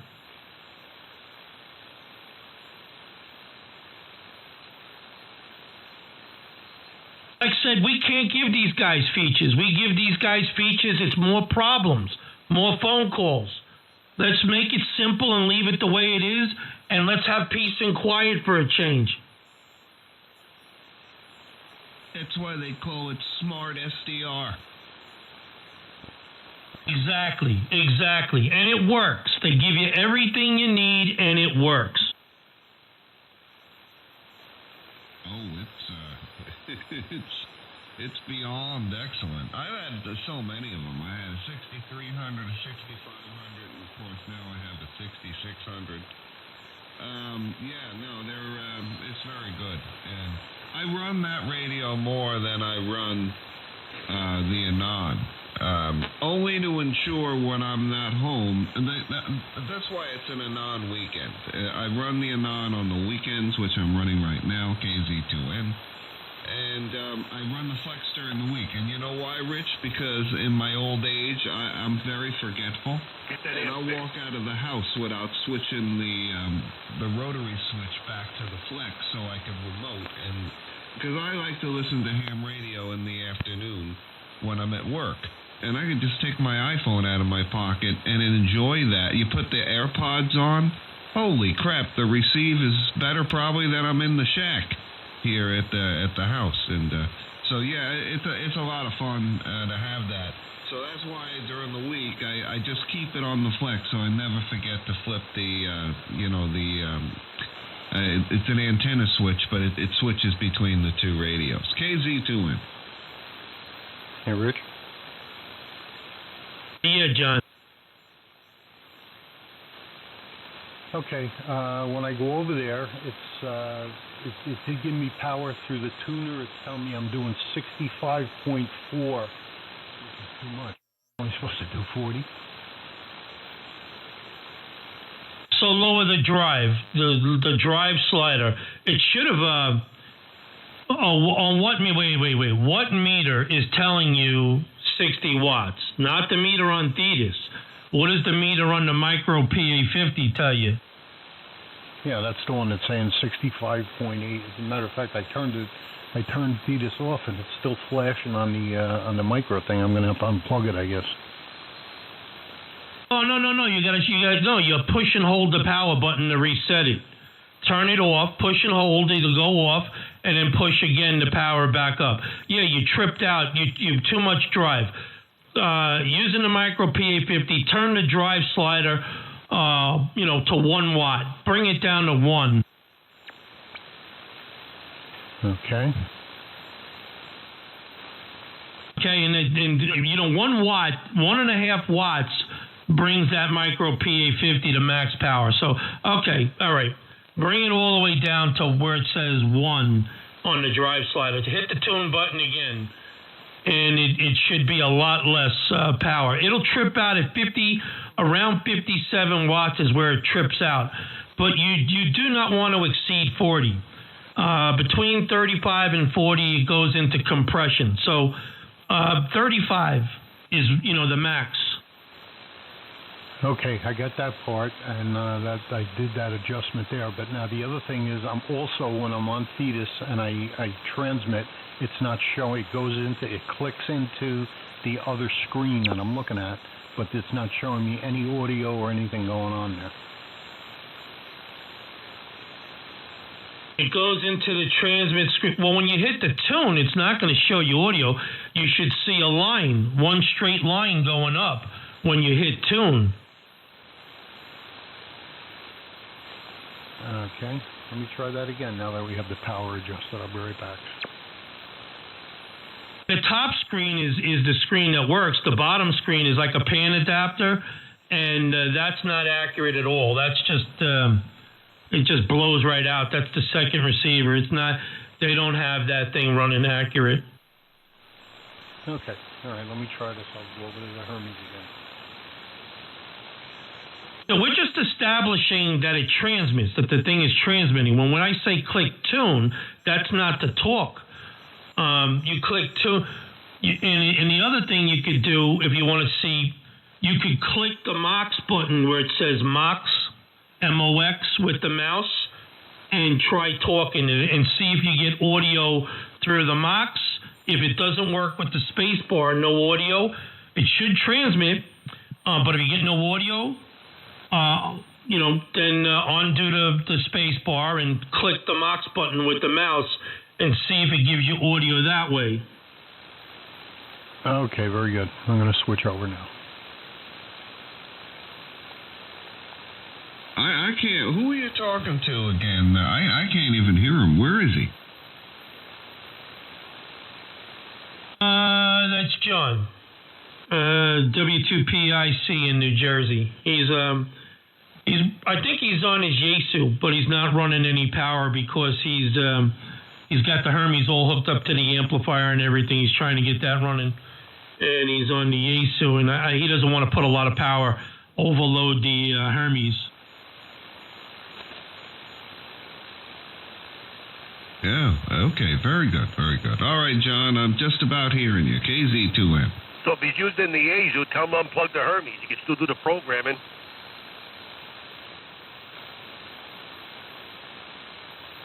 Good morning, KB2UK. It should be there. Just the software is now set up. It should be good to go. Everybody has a different different issue when they're setting it up. So it is what it is. The guy never did anything like this before, so. It's not easy to do. You can, if you never did anything like this before, you don't know what to do. There's no instructions that tell you what to do. Well, there is online. There's a basic layout they have. But when I was doing mine, I didn't have it. I had Tom in the end. K2TC came to the rescue. K2 Jumbo Jack Flash. No, it's not easy. I just spent 2 days trying to make an AM profile, and I finally got it to work. Hey, good morning, guys. KB2UK. K2 Jumbo Jack Flash. All right, good morning, Jimmy. Good morning, Doug, and somebody, I forgot who else just jumped in there. Good morning. KC2Z, you are all right. Let me stand by and listen for what he's doing.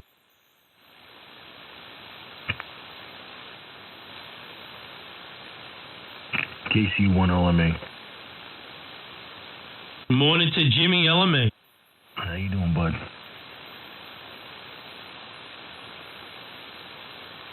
I'm doing it fine. Doing fine. I got to get another cup. Let me get another cup of coffee.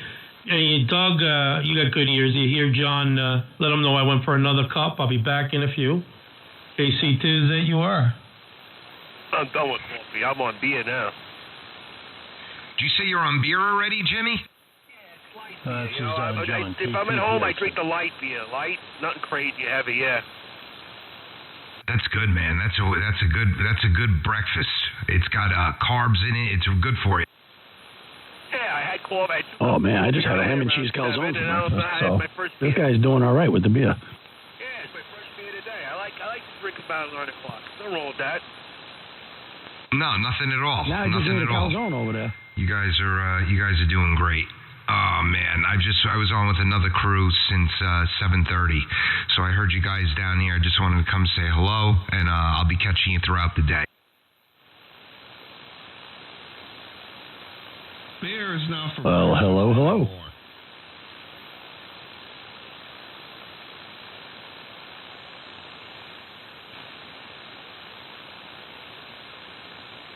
I used to prefer vodka, but that was in a different life. my 8 a.m. vodka shot. Yeah, it's hard to recoup after Yeah, that stuff. that's when you were coming home at 8 a.m. Yeah, that's exactly what that was. Just the recoup time. Try to wind things very down. It's long term when you're older. What was that, Jimmy? When you're drinking heavy booze, the recoup time is much longer than just some beers. I would drink Jack Daniels or whiskey, scotch. Well, whiskey is Jack, right?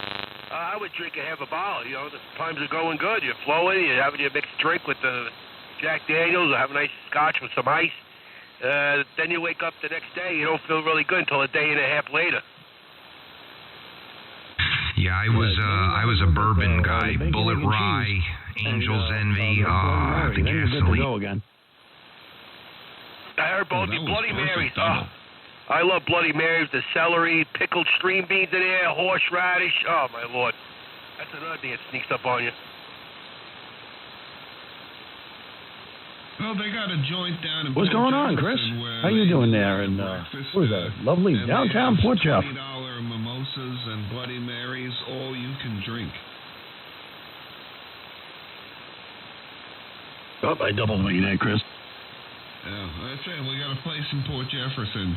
Real wonderful place. They do brunch, and all you can drink Bloody Marys and mimosas. I'm telling you, that is a great time.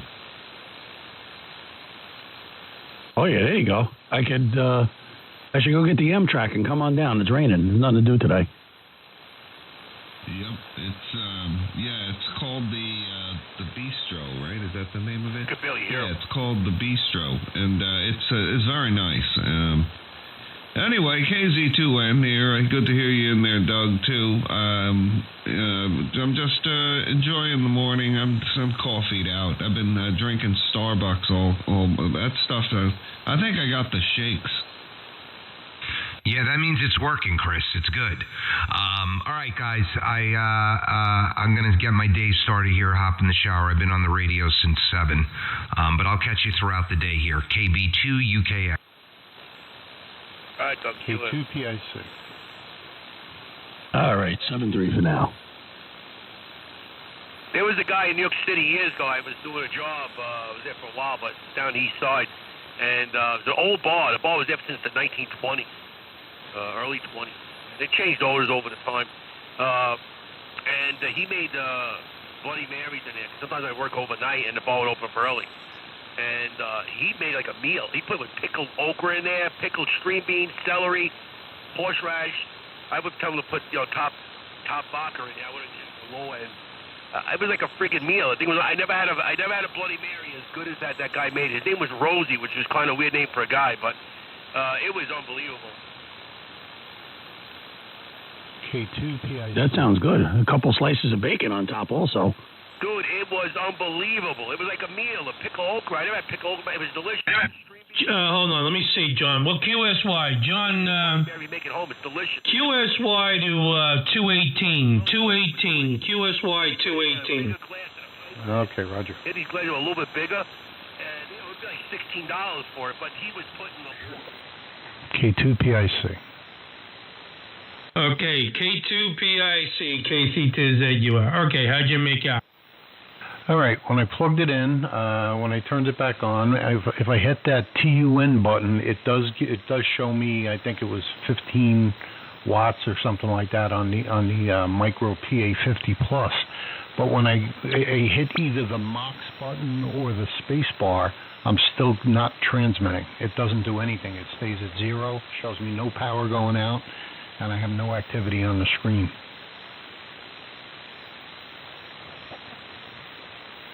Okay, all right. So here's what we're going to do. We're going to make a couple of changes. Let's take a look at something in here. Go to Setup. Go back to Setup. Go to Audio VAC 1. Audio VAC 1. Allow PPT to override VAC for phone. Uncheck that box.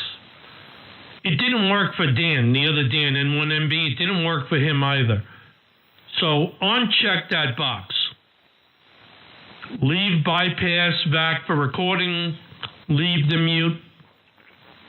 Just on check of allow PPT to override bypass VAC for phone in VAC 1. Just on check that, hit apply, and then we're going to do something else. But let's try that first. Okay, we had already done that, and that was still the same results I got, but that is unchecked. Okay. Go to General. Click General tab, and then we want to go to Options. Options 1. In Options 1, does it say All Mode Mic PPT? Is that one checked? Yes, it is. Okay, uncheck that. Uncheck that, and let's see what happens. Uncheck, apply, and let's see what happens. All right, you want me to go back over to the Hermes, right? Uh-huh. I'm going back over to the Hermes. I'll be right back.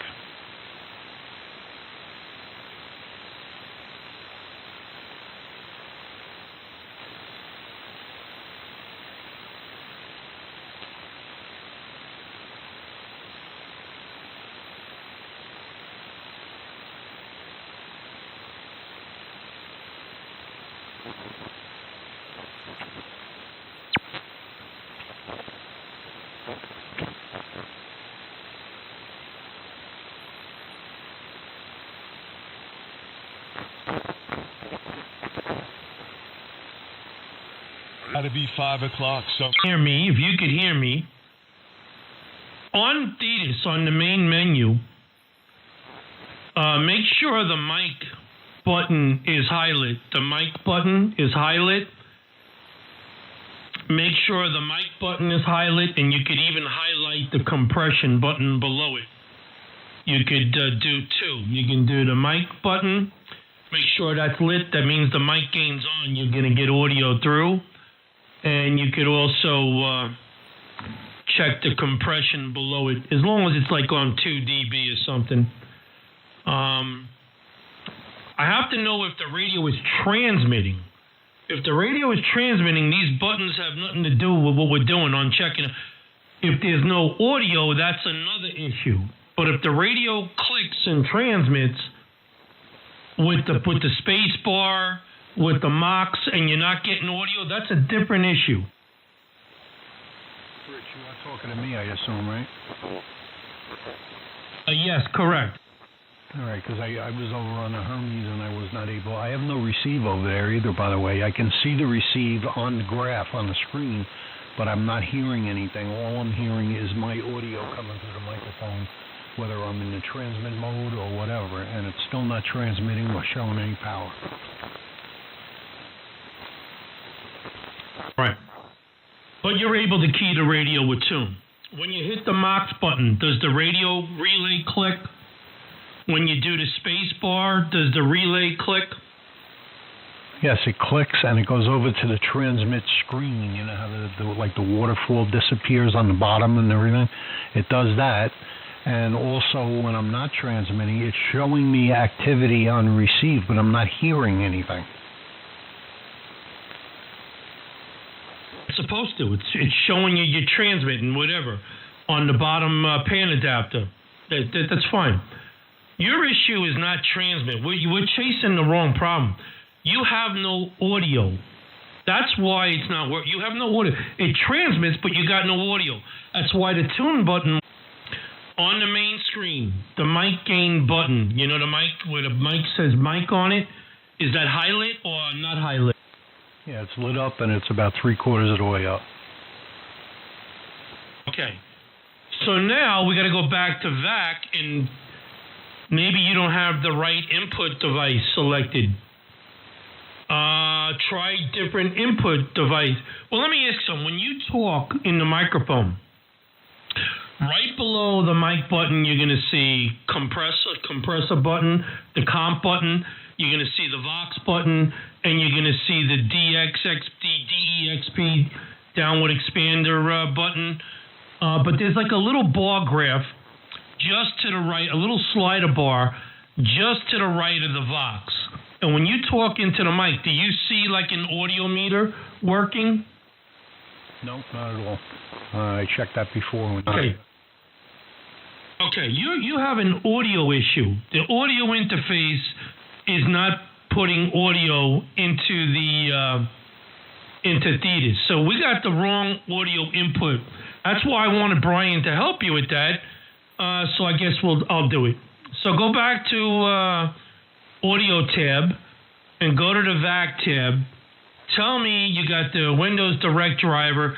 You should really have I guess I don't know.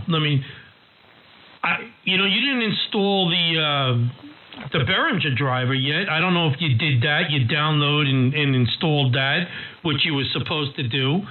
And but anyway, Windows should still recognize it. See, the thing is, you're hearing it in the Behringer with the headphones in the Behringer. You don't know if the computer is even seeing the audio. Right, exactly. But if I'm looking at the screen, I can see that there is no transmit fluctuation on the screen. Normally when you transmit, you can see it, just like you can on receive. I'm not seeing any motion at all.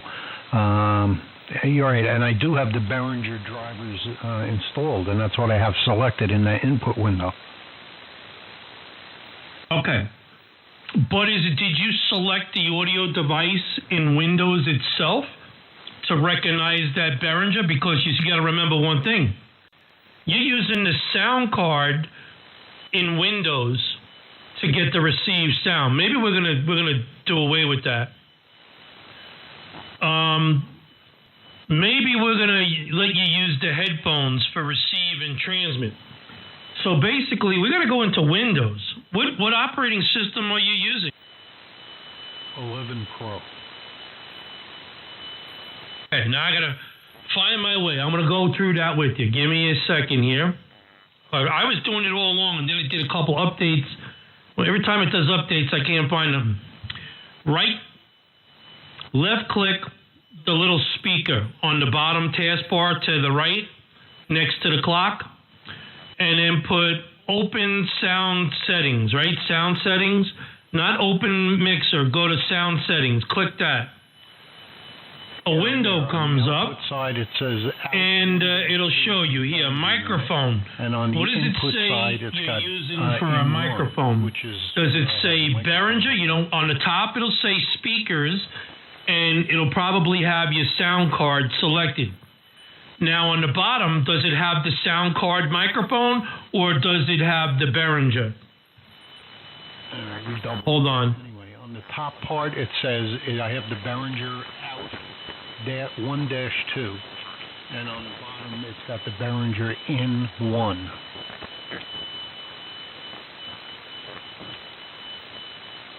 Behringer in 1. The audio knob, I don't know if that's for what mic it is. Are there any other options for audio input? Well, I have two different on the front of the Behringer unit. I have an input 1 and an input 2. They're both XLR jacks.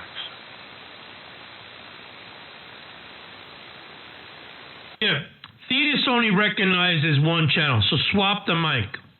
Put it to the other side. Maybe you need to select Behringer in 1 and 2, so both of them work.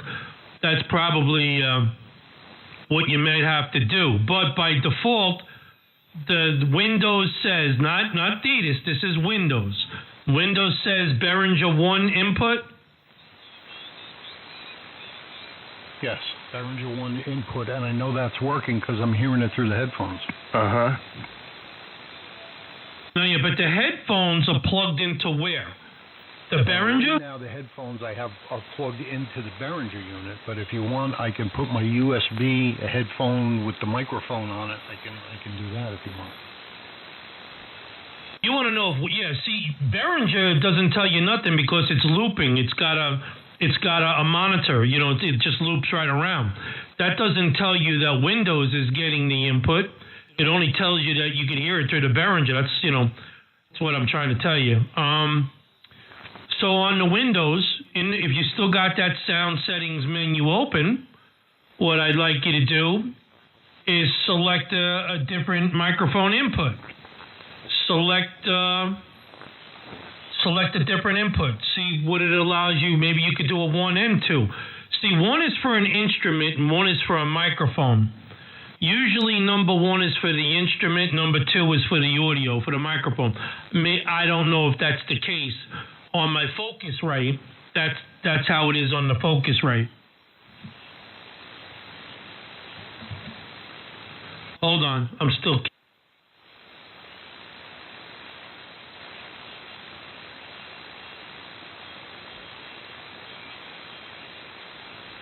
And make sure the knob is at the right level. I think on the Behringer you have a light.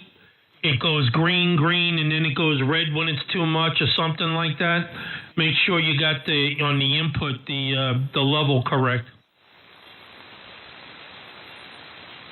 Okay, I just plugged in the headphone with the microphone set, the Logitech headphone with the microphone. Let me try going over to the Hermes and see if it changed anything. Now you got to go back to VAC. You got to go to VAC and select it in the VAC. You got to go.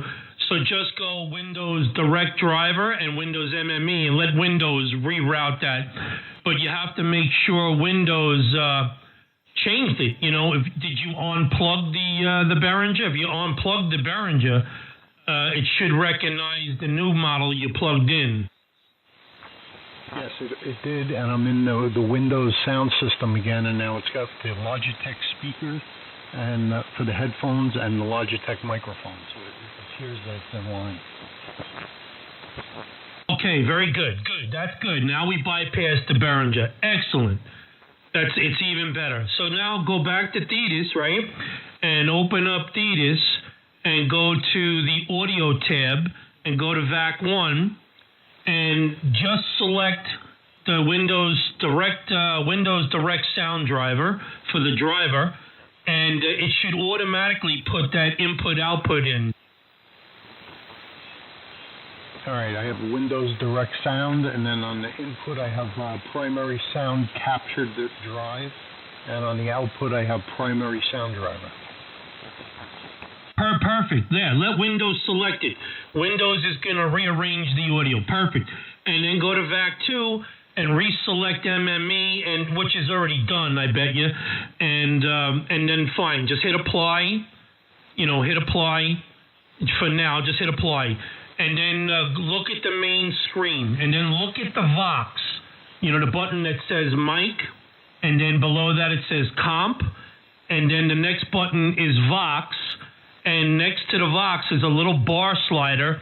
And if you talk into that microphone, you should see activity in that bar slider. All right, let me switch over to the Hermes again, and I'll check it out. And if you do have audio in the bar slider, just try to transmit. You may have to select that spacebar thing, or if you just use the mouse and hit the Mox button below the monitor. Click the Mox button and try talking, and then at least we know we got audio. Okay, let me switch over. I'll break.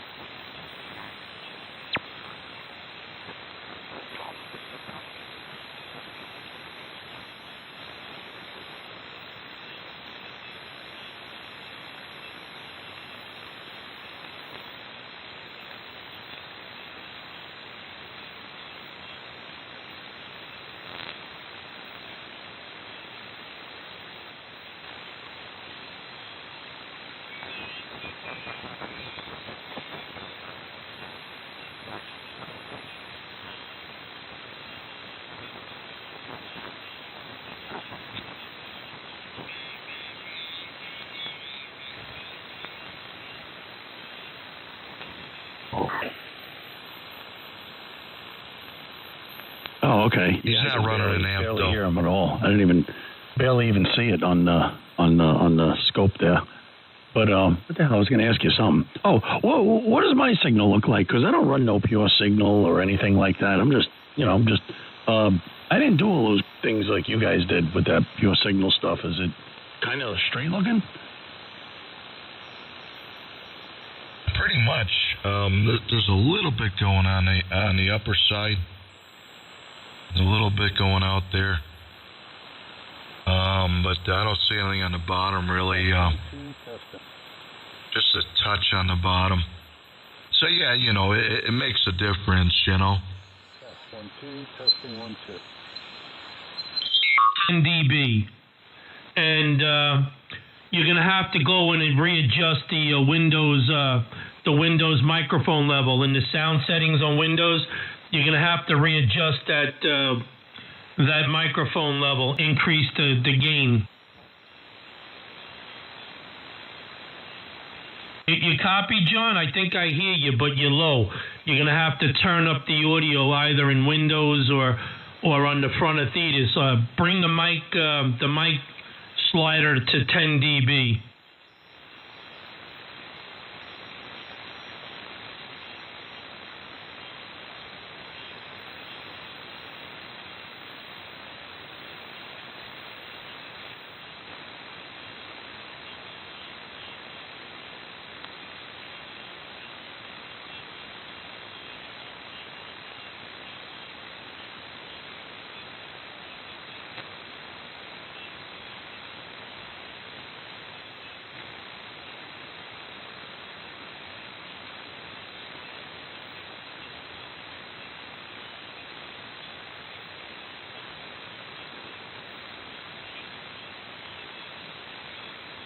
Are you there, John?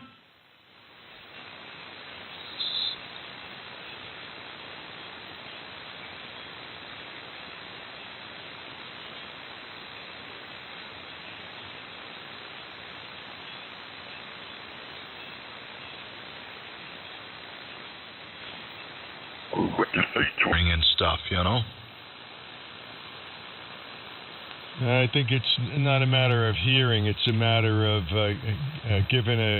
caring about it. It's. By not putting that shim in correctly, you'll lift the capacitor. It will not allow it to transmit. Over. We got it to tune, Ray. We got it to tune. It's transmitting. His audio configuration. I think that's where the issue is. So I gotta wait for him to get back in here. He took out that Behringer thing because I don't think it was configured correctly. He put his headset in. Windows recognizes the headset now, and we just got to get Deedus to see the audio. So we'll find out. We'll see what the heck what's going on. But yeah, he never did it before. He was we had to redo the whole setup, get the filters and everything configured. He didn't even have it transmitting, so now it's transmitting. It's just he's going back and forth. Yeah, look, Ray, this is some people it is difficult. If you never did it before, I can understand. I can relate to it. You don't know where anything is, so we'll get it. It's just a matter of being patient. That's all. It'll happen. The guy's a nice guy. He's a gentleman. That's John, K2 PIC. He runs the 101. I think he runs the 101 MP. I think that's his main radio. And he did, he went and got the Hermes and all that, the hype and everything and the sound. And he wanted to give it a try. So no problem.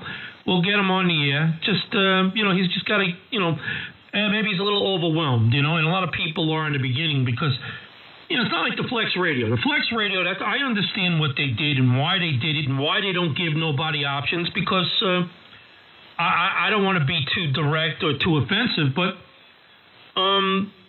people, they don't understand it and it's just more confusion, more headaches, so they made it easy. And I understand that, but this is not easy. This is full hands-on.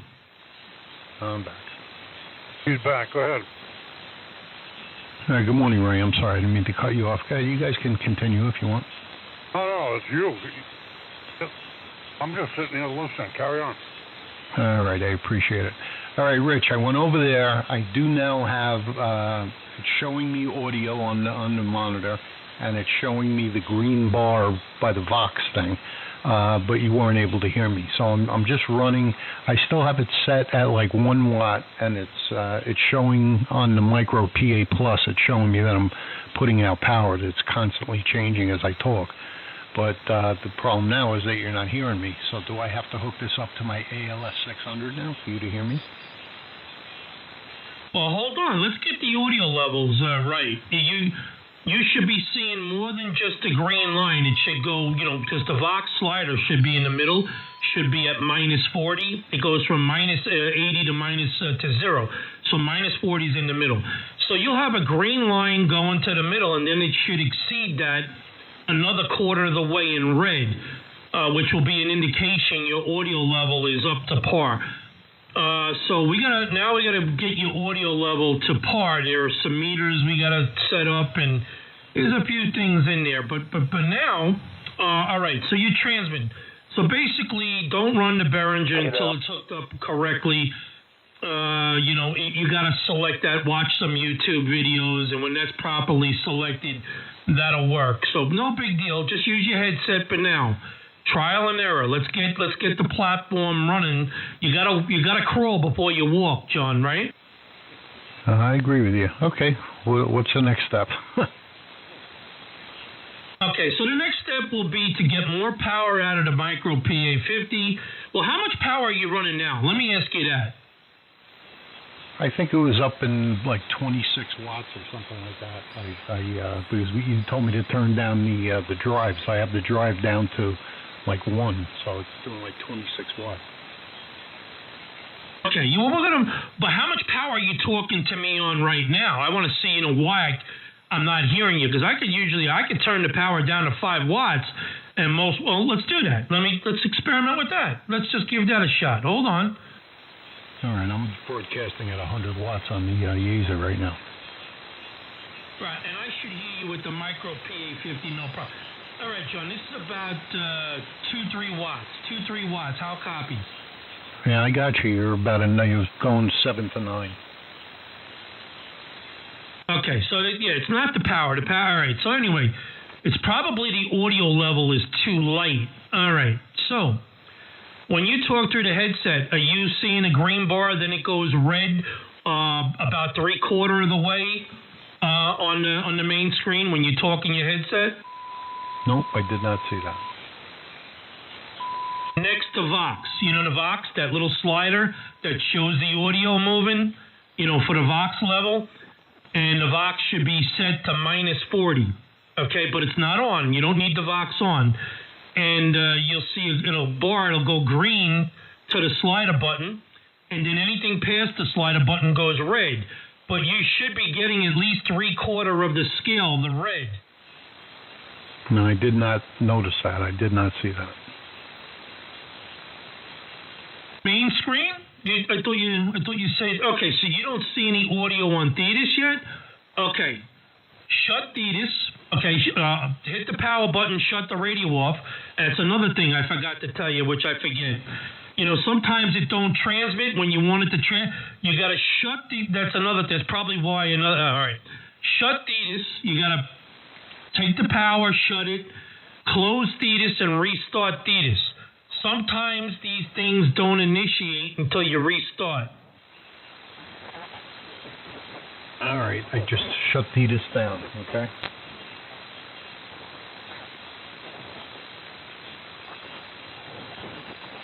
And you don't have to change radios. While you're talking to me, if you talk into that headset mic on the main screen Thetis, and let me see if it works when I shut the radio. Hold on, I got to tell you if the radio has to be on.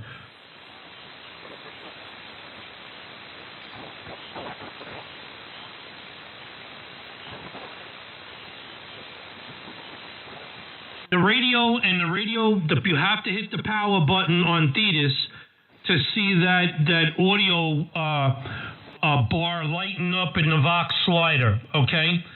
And DDIS has to be powered on to see that. Okay, so you don't have to transmit. All you have to do is talk into the microphone.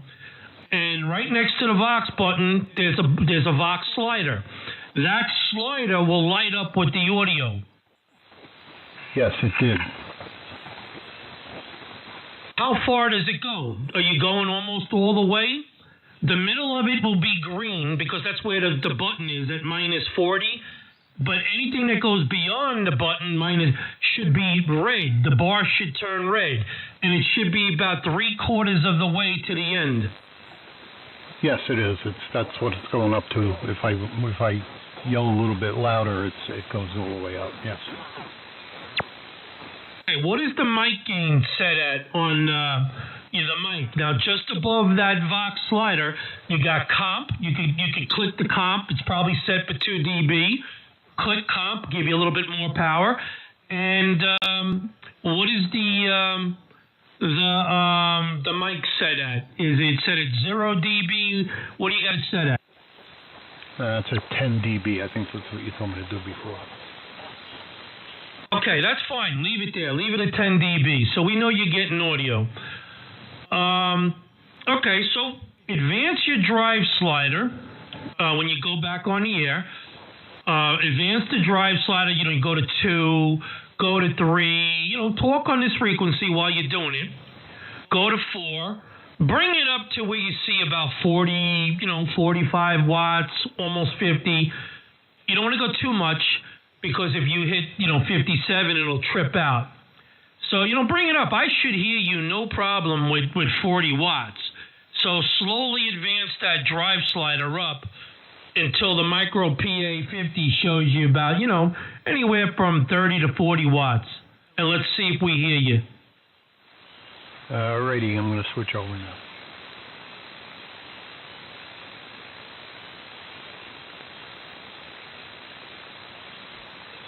That's probably what he had to do. He probably had to shut it and restart it so it takes the change.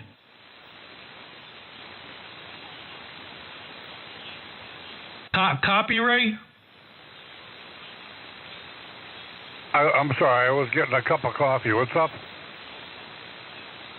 I said probably what he had to do was shut DDIS and restart it so it accepts the change. I forget all about that. Sometimes you make changes that don't work until you restart it, especially with the VAC. Okay, I went over to Doug's house and we wrapped all the coax with flex tape. His noise floor is at 0 now, man. Hey, I was on 80. You were telling everybody on 80. I was there. I heard you. Yeah, that's a pretty cool invention. Only you come up with these ideas, Ray. I tell you, you're a genius. You're a genius, Ray. That's why they crown you #1 AM radio operator of the year. I wouldn't go that far. But I will say one thing. For all the naysayer assholes out there that make fun of the flex tape, you're an asshole. Over. Oh, yeah. Well, there's somebody dirty on 22. I don't know who that is, but, man, they're splattering up and down like a pig. Oh, boy. Not Harry. It was the guy before Harry. Whoever Harry's talking to. Jumpin' Jack Flash. I was Jumpin' Jack that blew out like that? Yeah, you're talking to JJF. Maybe that was somebody else that got in there. We'll find out.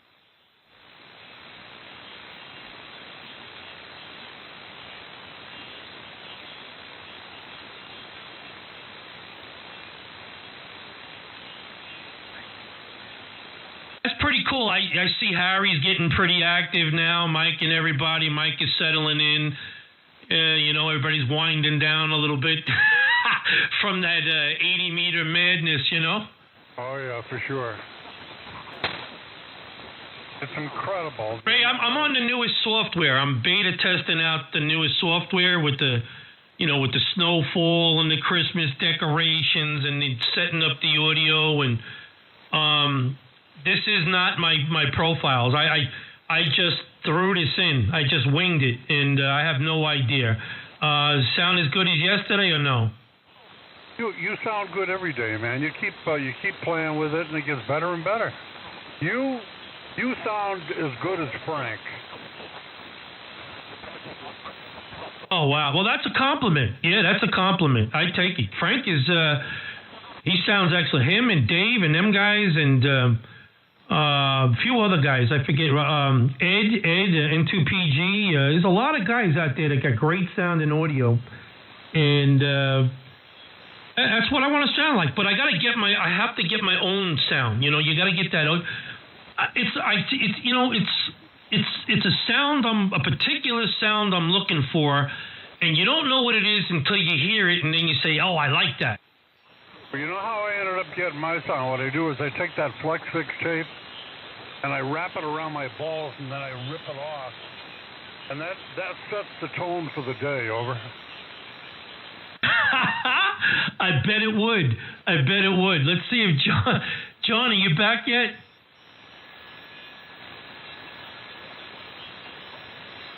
That's like a Brazilian, over. Oh man, that's different. That's probably better than the wax method.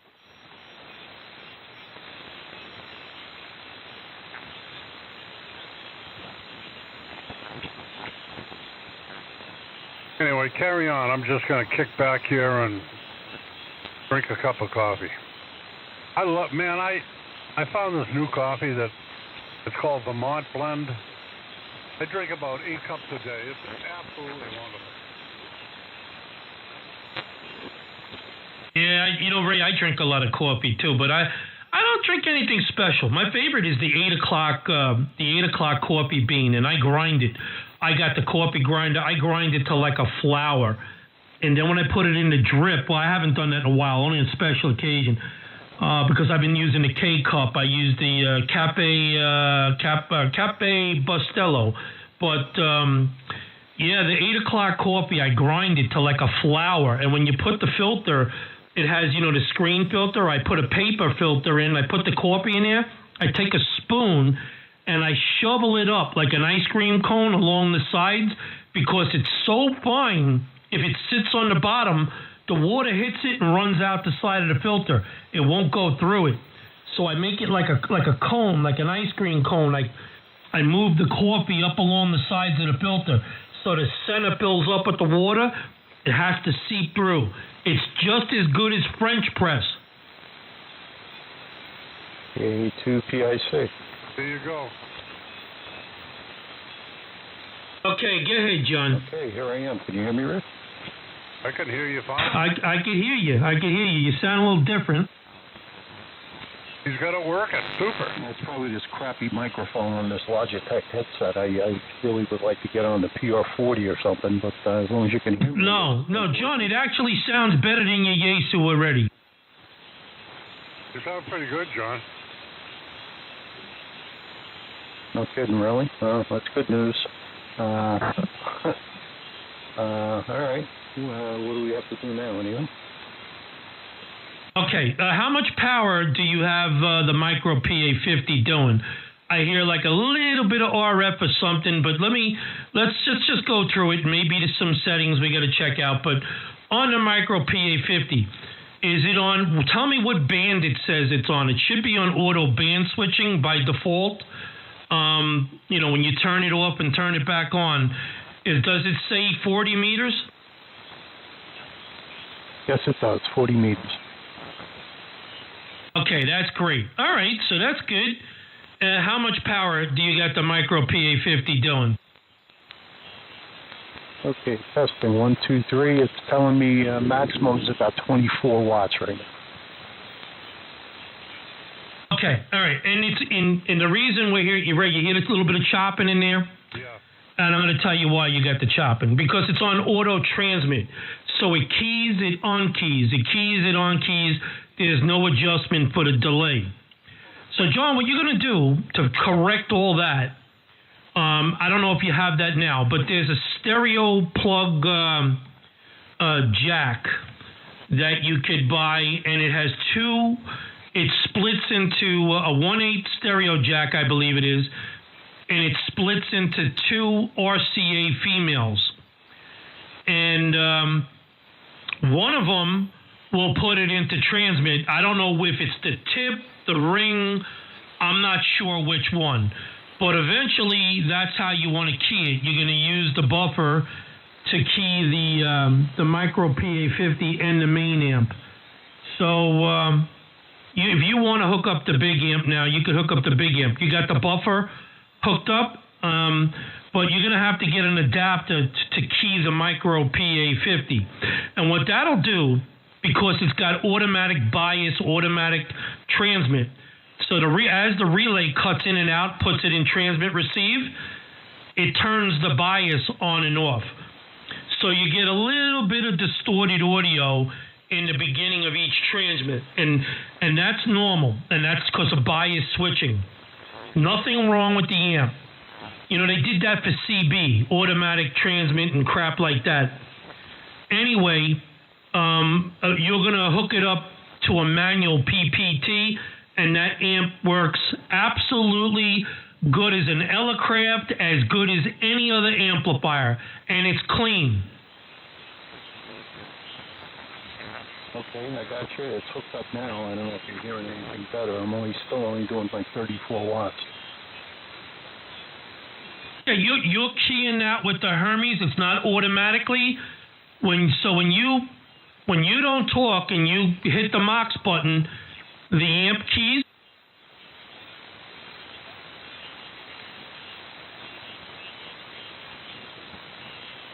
No, it's not keying. I don't know if I have this 704, this ARB 704 hooked up properly. No, you can't hook it up. You need the special jack. You need a 1/8. It's like a 1/8 plug. It's like a little 1/8 stereo plug that goes into the back of that micro PA50. But I'm not sure which pins key it. So they sell an adapter. They sell one with 2 RCA females. In other words, they sell an adapter, a stereo, the stereo plug. I'll check it out later when I get a chance. I got to hook it up and try it. But I'm not using it because I'm using the Hermes directly to the Mercury. I can't put an amp. I'll blow the Mercury up if I hook up any amp. I got to leave the Hermes. That's why I don't take no chances. But I haven't used it. But yeah, they sell on Amazon. They sell a plug. I'll send you the link. I'll have to dig it out and send you the link. And you'll plug that in, and then the RCA male will plug into it. But you don't have it, believe me. So you're going to buy a couple of things. You're going to get an RCA male that turns into an RCA Y, 1 to 2. So when you come out of the 704 buffer, you're going to go into the micro PA50 with one, and you're going to go into your ALS with the other. Okay? You don't have that. So for now, leave it on auto transmit. You're working. Fire up your ALS 600 now.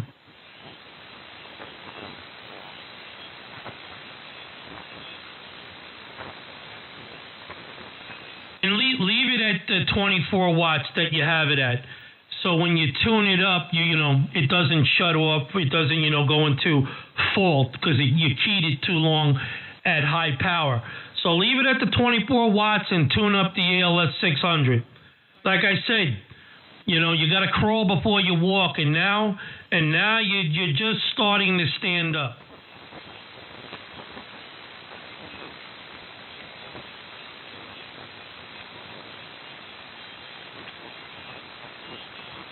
Then we got to work his audio, Ray. We got to tweak in the audio. We got to get him, somewhere in the ballpark, and then I'm going to call it quits for today. He's got to order some stuff and then complete the setup, and then he's got to, take his time, learn how to use it.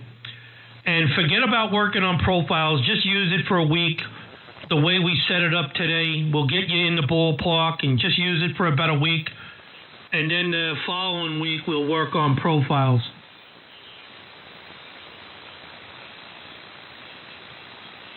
This way he learns. Let me record myself. My amp is really smoking. It's driving. This Mercury is kicking ass. This little Mercury is all you need. Maybe I'll get another Mercury. No, I'm gonna get another Lux. I'll pay the extra money just for the headroom. But all right, the quick brown fox jumped over the lazy dog's back. Let me hear what this thing sounds like. It's probably a little too bright, but we'll fix it up. Let's see what we get. All right, the quick brown fox jumped over the lazy dog's back. Let me hear what this thing sounds like. It's probably a little too bright, but we'll fix it up. Let's see what we get. Yeah, a little too bright. Let me fix it up.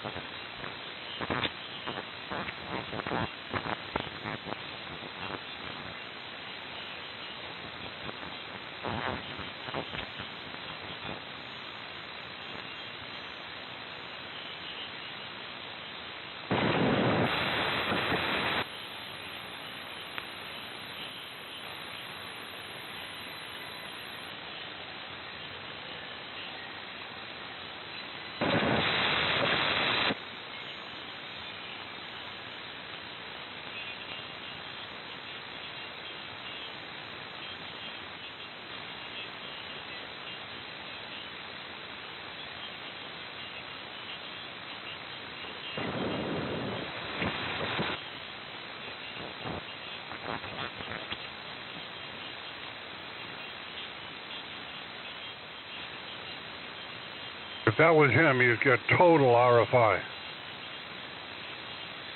If that was him, he was all static. But I don't know if he's tuning up or what he's doing. We'll have to see what he's doing, Ray. I don't know what the heck he's doing there.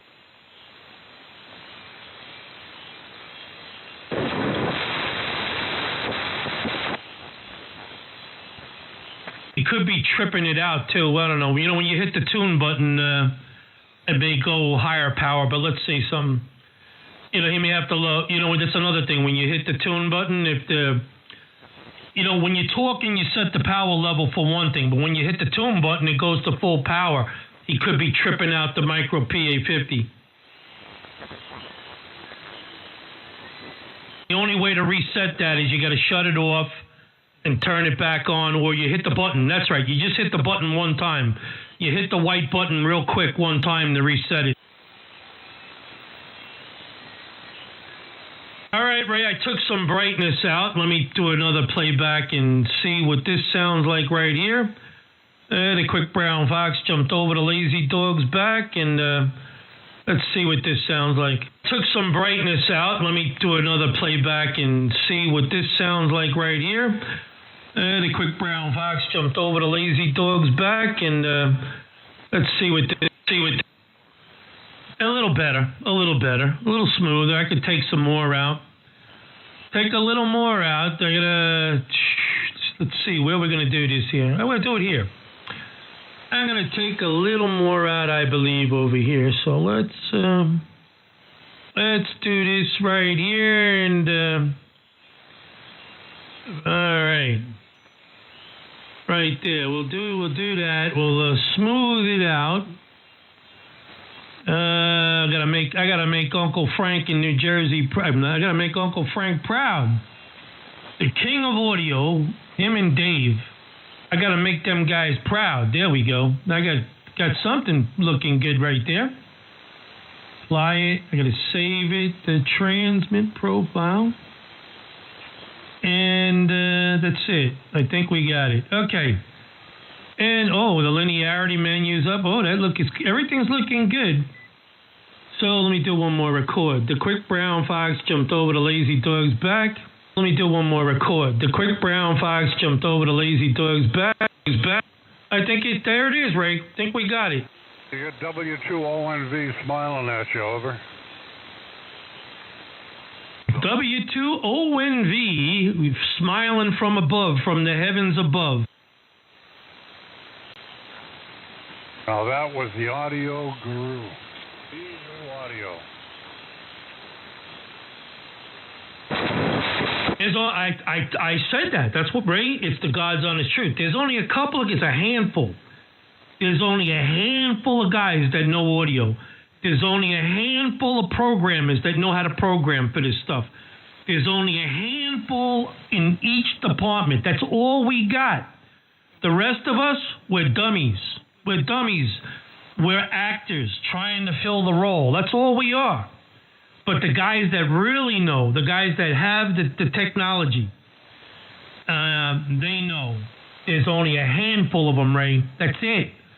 95% of ham operators don't know shit. I've been saying that.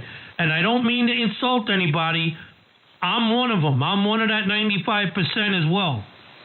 We should be very, very fortunate that we have the legends of audio, WA1OXT, WA1 Ocean X-Ray Tango, W2OT, of course W2ONV, and then you had K2 Germany X-Ray. And now we have K2. Let's see, W2GOR. He's bringing up the tail end. He's another brilliant, extremely brilliant audio engineer. The rest of them, they're all schmoes. Over. Roger. Yeah, then they get the N9UX guy out there, and well, I had to learn, Ray. You know, I'm not nowhere near that platform. I don't think I ever will be. I'm just a weekend operator. That's all I am over here. However, I know what I like, and as long as I got a way to listen to it, I could probably dial in what I'm looking for. You know, I just have to learn, you know, what settings do what, and in combination, and, you know, when I have to make an adjustment, what it is that I really need. You know, you may think you need more low end, but you got too much high. You may think you need more high, but you got too much low end. So I'm learning all that from the heavens above. W2ONV. Frankie, baby. What's going on? Good morning, Ray. Good morning, Rich. Bill, man, W2ONV. And Gary Radio up in the north, man. Those are the pioneers, those guys. Well, ONV, really, but all those guys, the old school pioneers, man. It really was instrumental in starting all this. You forget about W2 Ocean Tango. Oh yeah, W2OT. That's he made his own stuff. He made his own preamplifiers and audio equalization stuff. He built his own stuff. Yeah, I know, Gary. You're talking about Marty? Roger. That's 1, 2. I talked to him. Of course, Marty. Absolutely. I actually still talk to him on the phone, man. We talk every once in a while. Marty is brilliant. He didn't buy this off-the-shelf stuff where you plug it in and adjust a couple of knobs. He builds his own stuff. Over. I know. Do you remember his sock over the microphone? I just spoke to him probably about a month ago. We stay in contact, him and I. Marty He's a good dude, brilliant. man. He's an Einstein. He's an old school guy. It's so funny you mentioned that. When you said W2OT, I'm like, oh my God, of course, how did I leave him out of the mix? I like Marty, man. I think he's just a misunderstood fella, but he's a good guy, man. We've been friends for many years and stayed in friends, and I stay in contact with him. Oh, I might know this guy, Marty. I might know him better than you think. How old is Marty now? He's a little skinny bit of a guy. He used to be a TV repairman many, many years ago. Look him up on QRZ. You'll see pictures on his whole profile and the whole thing. Hello. K2PIC. Standing by. All right, John's in there. Pick John. Go ahead, John. All right, I'm sorry. I didn't know if you were hearing me. Something was going on here. They sound all right now? Yeah, you sound all right now. What are you running? This is just I might have found the cable that you were telling me that I have to buy. I think I might have one here, but right now I'm doing about 24. It's bouncing around. Up to, the high is about 40 right now, but It seems like it's functioning. The fan keeps kicking on too in that unit. It's going to do that, but did you hook up the ALS 600? We kept hearing like a static sound. No, I can't do that without the buffer in between, right? Without the 704. Oh, I thought you had that. I thought you had the buffer. I thought you were going to just hook the buffer up to the ALS 600 and leave the micro PA50 on automatic mode. So this way it'll drive the bigger amp. You know, at this point, you can leave it auto on the PA50, but you need the buffer for the ALS 600. Do you have those cables or no? All right, what I have is an RCA male that goes to 2 females. Is that what you said I need? Not an RCA male, a 1/8. This is for the micro PA50. Okay, for the micro PA50, it would be a 1/8 stereo, a 1/8 stereo plug. You know, like a lot of headphones for Walkman and stuff. A 1/8 stereo plug to 2 RCA females. That's for the micro PA50 if you're going to use a buffer. And I don't know which side is for the, so don't do that yet until I tell you which side to connect, the red or the white. I don't know yet if it's the ring or the tip. Okay, I got you. So, all right, right now the micro PA50 is working. It's in auto mode, 40 meters. It's doing about 43 watts peak here, and the SWR is like 1.5 to 1. Okay, yeah, it's good. And you got flat EQs. The EQs are flat. We don't even know if the mic EQ is set. We didn't get to that. I mean, there's a lot to do yet. So, but I thought you wanted to get the 600 hooked up. So if you want to get the 600 hooked up, you take an RCA male, you plug it into the Hermes. Okay, and then you take it and plug it into the input of the buffer. And then the output of the buffer, you take an RCA male, and then you take the other side of the RCA male and plug that into the ALS 600, like you did with the Yaesu, except you're going through the buffer. And then you use the other RCA to RCA male to the Hermes.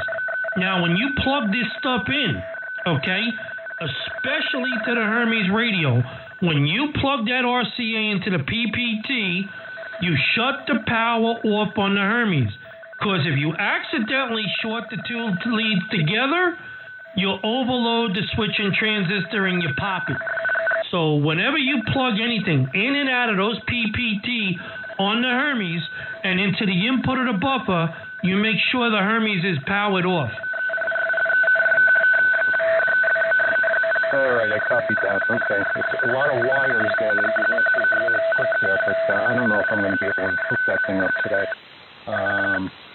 Hey, Richard Snyder. Because it's, I'm going to need more wires. Somebody's going to come and take a visit and beat the living shit out of you. All right, and you know, Frank, if you want to help him with the audio, just tweak up some audio settings, be my guest.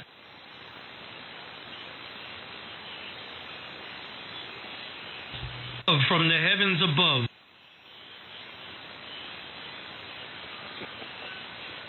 Yeah, I was a little too bright on that one. Now I got it right. From the heavens above. All right, get this one under the record. Get this one. That other one was a little too bright on the brightest side, and I'm not that bright of a guy, so to speak. Just ask my cousin Ray. He'll tell you I'm not too bright. Anyway, that's my audio. Let's hear it. Right. From the heavens above. All right, get this one under the record. Get this one. That other one was a little too bright on the brightest side, and I'm not that bright of a guy, so to speak. Just ask my cousin Ray. He'll tell you I'm not too bright. Anyway, that's my audio. I need just a hair more brightness. My cousin Ray. He'll tell you I'm not too bright. I'm out on. Come on now.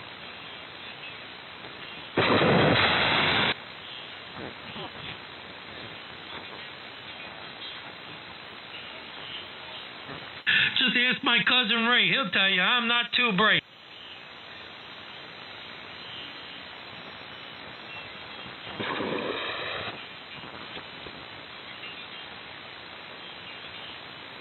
Good morning, KB1B. Hello, Isaac. How are you? I'm doing good. I'm hanging in there. Eddie, some of us call you Eddie. Some of us call you Isaac, some of us call you Eddie. Which one are you? But my great grandmother called me Eddie. But guess what? You're not seeing Eddie on no legal document. You see Isaac, man. But down in Montshot, they call you anything, there, girl. Yeah, just don't call you late for dinner, right? I know. All right, everybody sounds good. I was here listening to all the recordings and everything, man. KB1B, I'm listening. Yeah, do one more. I put a little bit more brightness into it. I hope it's not too much. Let's see. It was just a little bit on the mud side there, and this should be just about right. Well, I put a little bit more brightness into it. I hope it's not too much. Let's see. It was just a little bit on the mud side there, and this should be just perfect. I like it. This is what I like right here. It was just a little bit on the mud side there, and this should be just about right.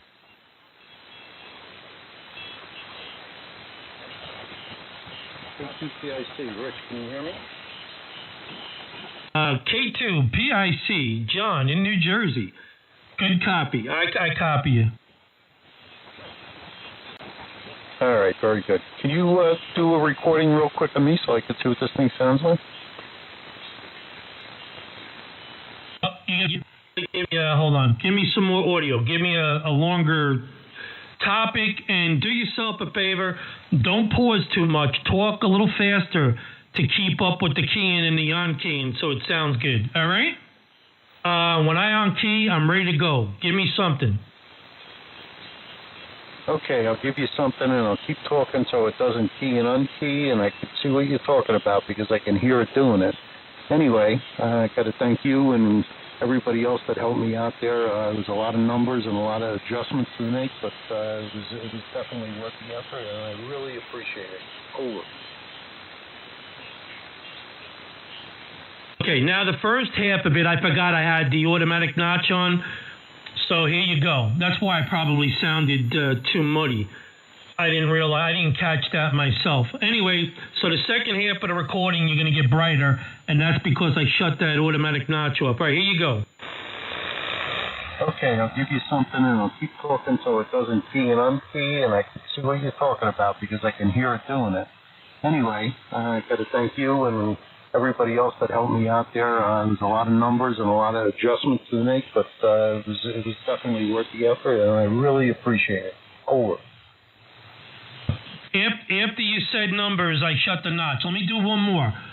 So when I on key, give me another one. Okay, here we go with another one. 1, 2, 3, 4, 5. The cow jumped over the moon and whatever else. I don't know what else to say. Forward. Okay, here we go with another one. 1, 2, 3, 4, 5. The cow jumped over the moon and whatever else. I don't know what else to say. Forward.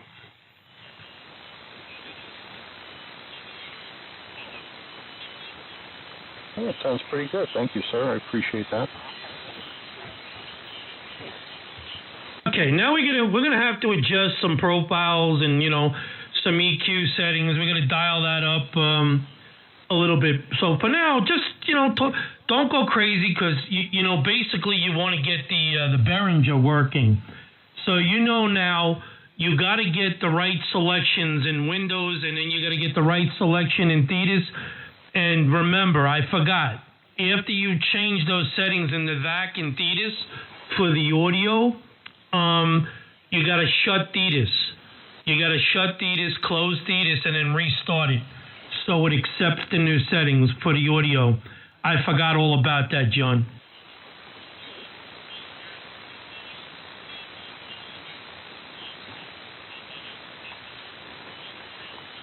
Okay, I don't know. For some reason, this space bar isn't always working. But anyway, yeah, I'd really like to get that working because I think the microphone is a heck of a lot better than the one I'm talking on right now, which is this stupid Logitech headset. Okay, are you working the space bar right now? Is that working or not working?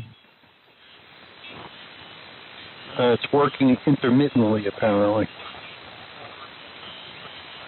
Well, no, John, you push the space bar one time to talk, and then when you finish talking, you press it one more time to go back to receive. You do not hold it down. If you hold it down, it'll go click, click, click, click, click, click, click, click. And, it'll buffer it. It'll buffer the space bar keys. So it may take, depending on how long you hold it down for, it may take a minute to stop. I have the PTT wiring for him whenever he needs it. And good morning, everybody. Seems to be working okay now. All right. Well, Dan's in there. All right. So, John, talk to a few people. I mean, we could do some adjusting, but right now, just use the radio a little bit, because you're gonna go back to your other mic with the Behringer.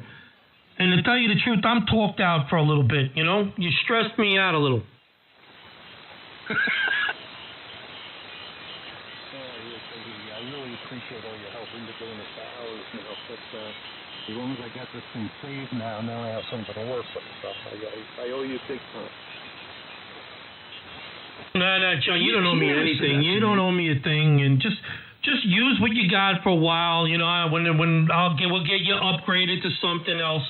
I'm creating new databases, and what happens then is all you do is uninstall the software. You install the software. You copy and paste my file. You turn it on, and you're done. The only thing I don't have is the Behringer, and that's the only change you'll have to make is for the Behringer audio.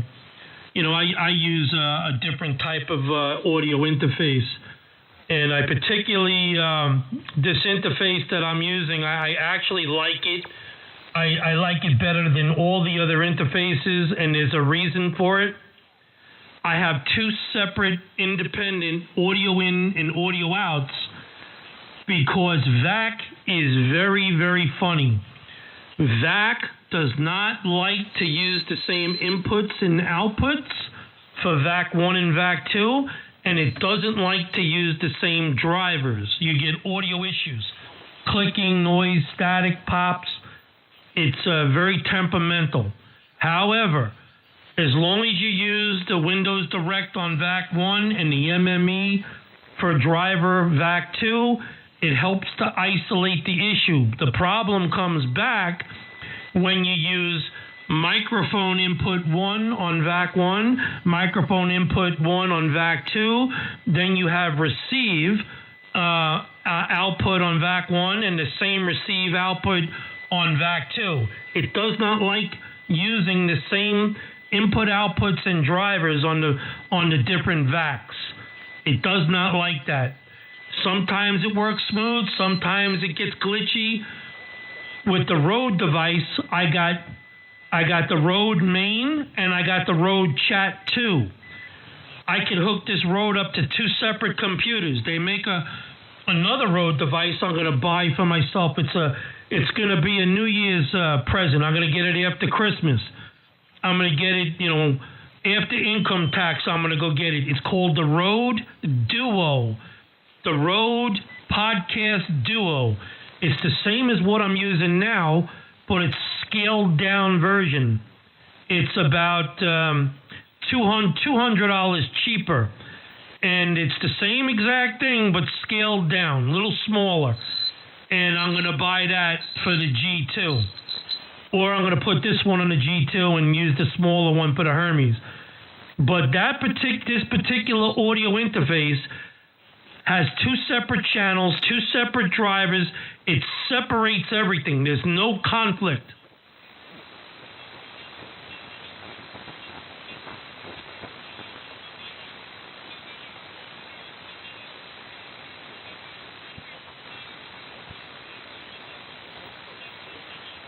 And it's 32-bit. It runs 32-bit. But it's still 48,000 sample rate. And which doesn't matter. That 48,000 more than supports Thetis, more than enough. 4,800 will bring you to 8K wide audio without a hitch. Without a hitch. It'll support it without a hitch. More than what you need.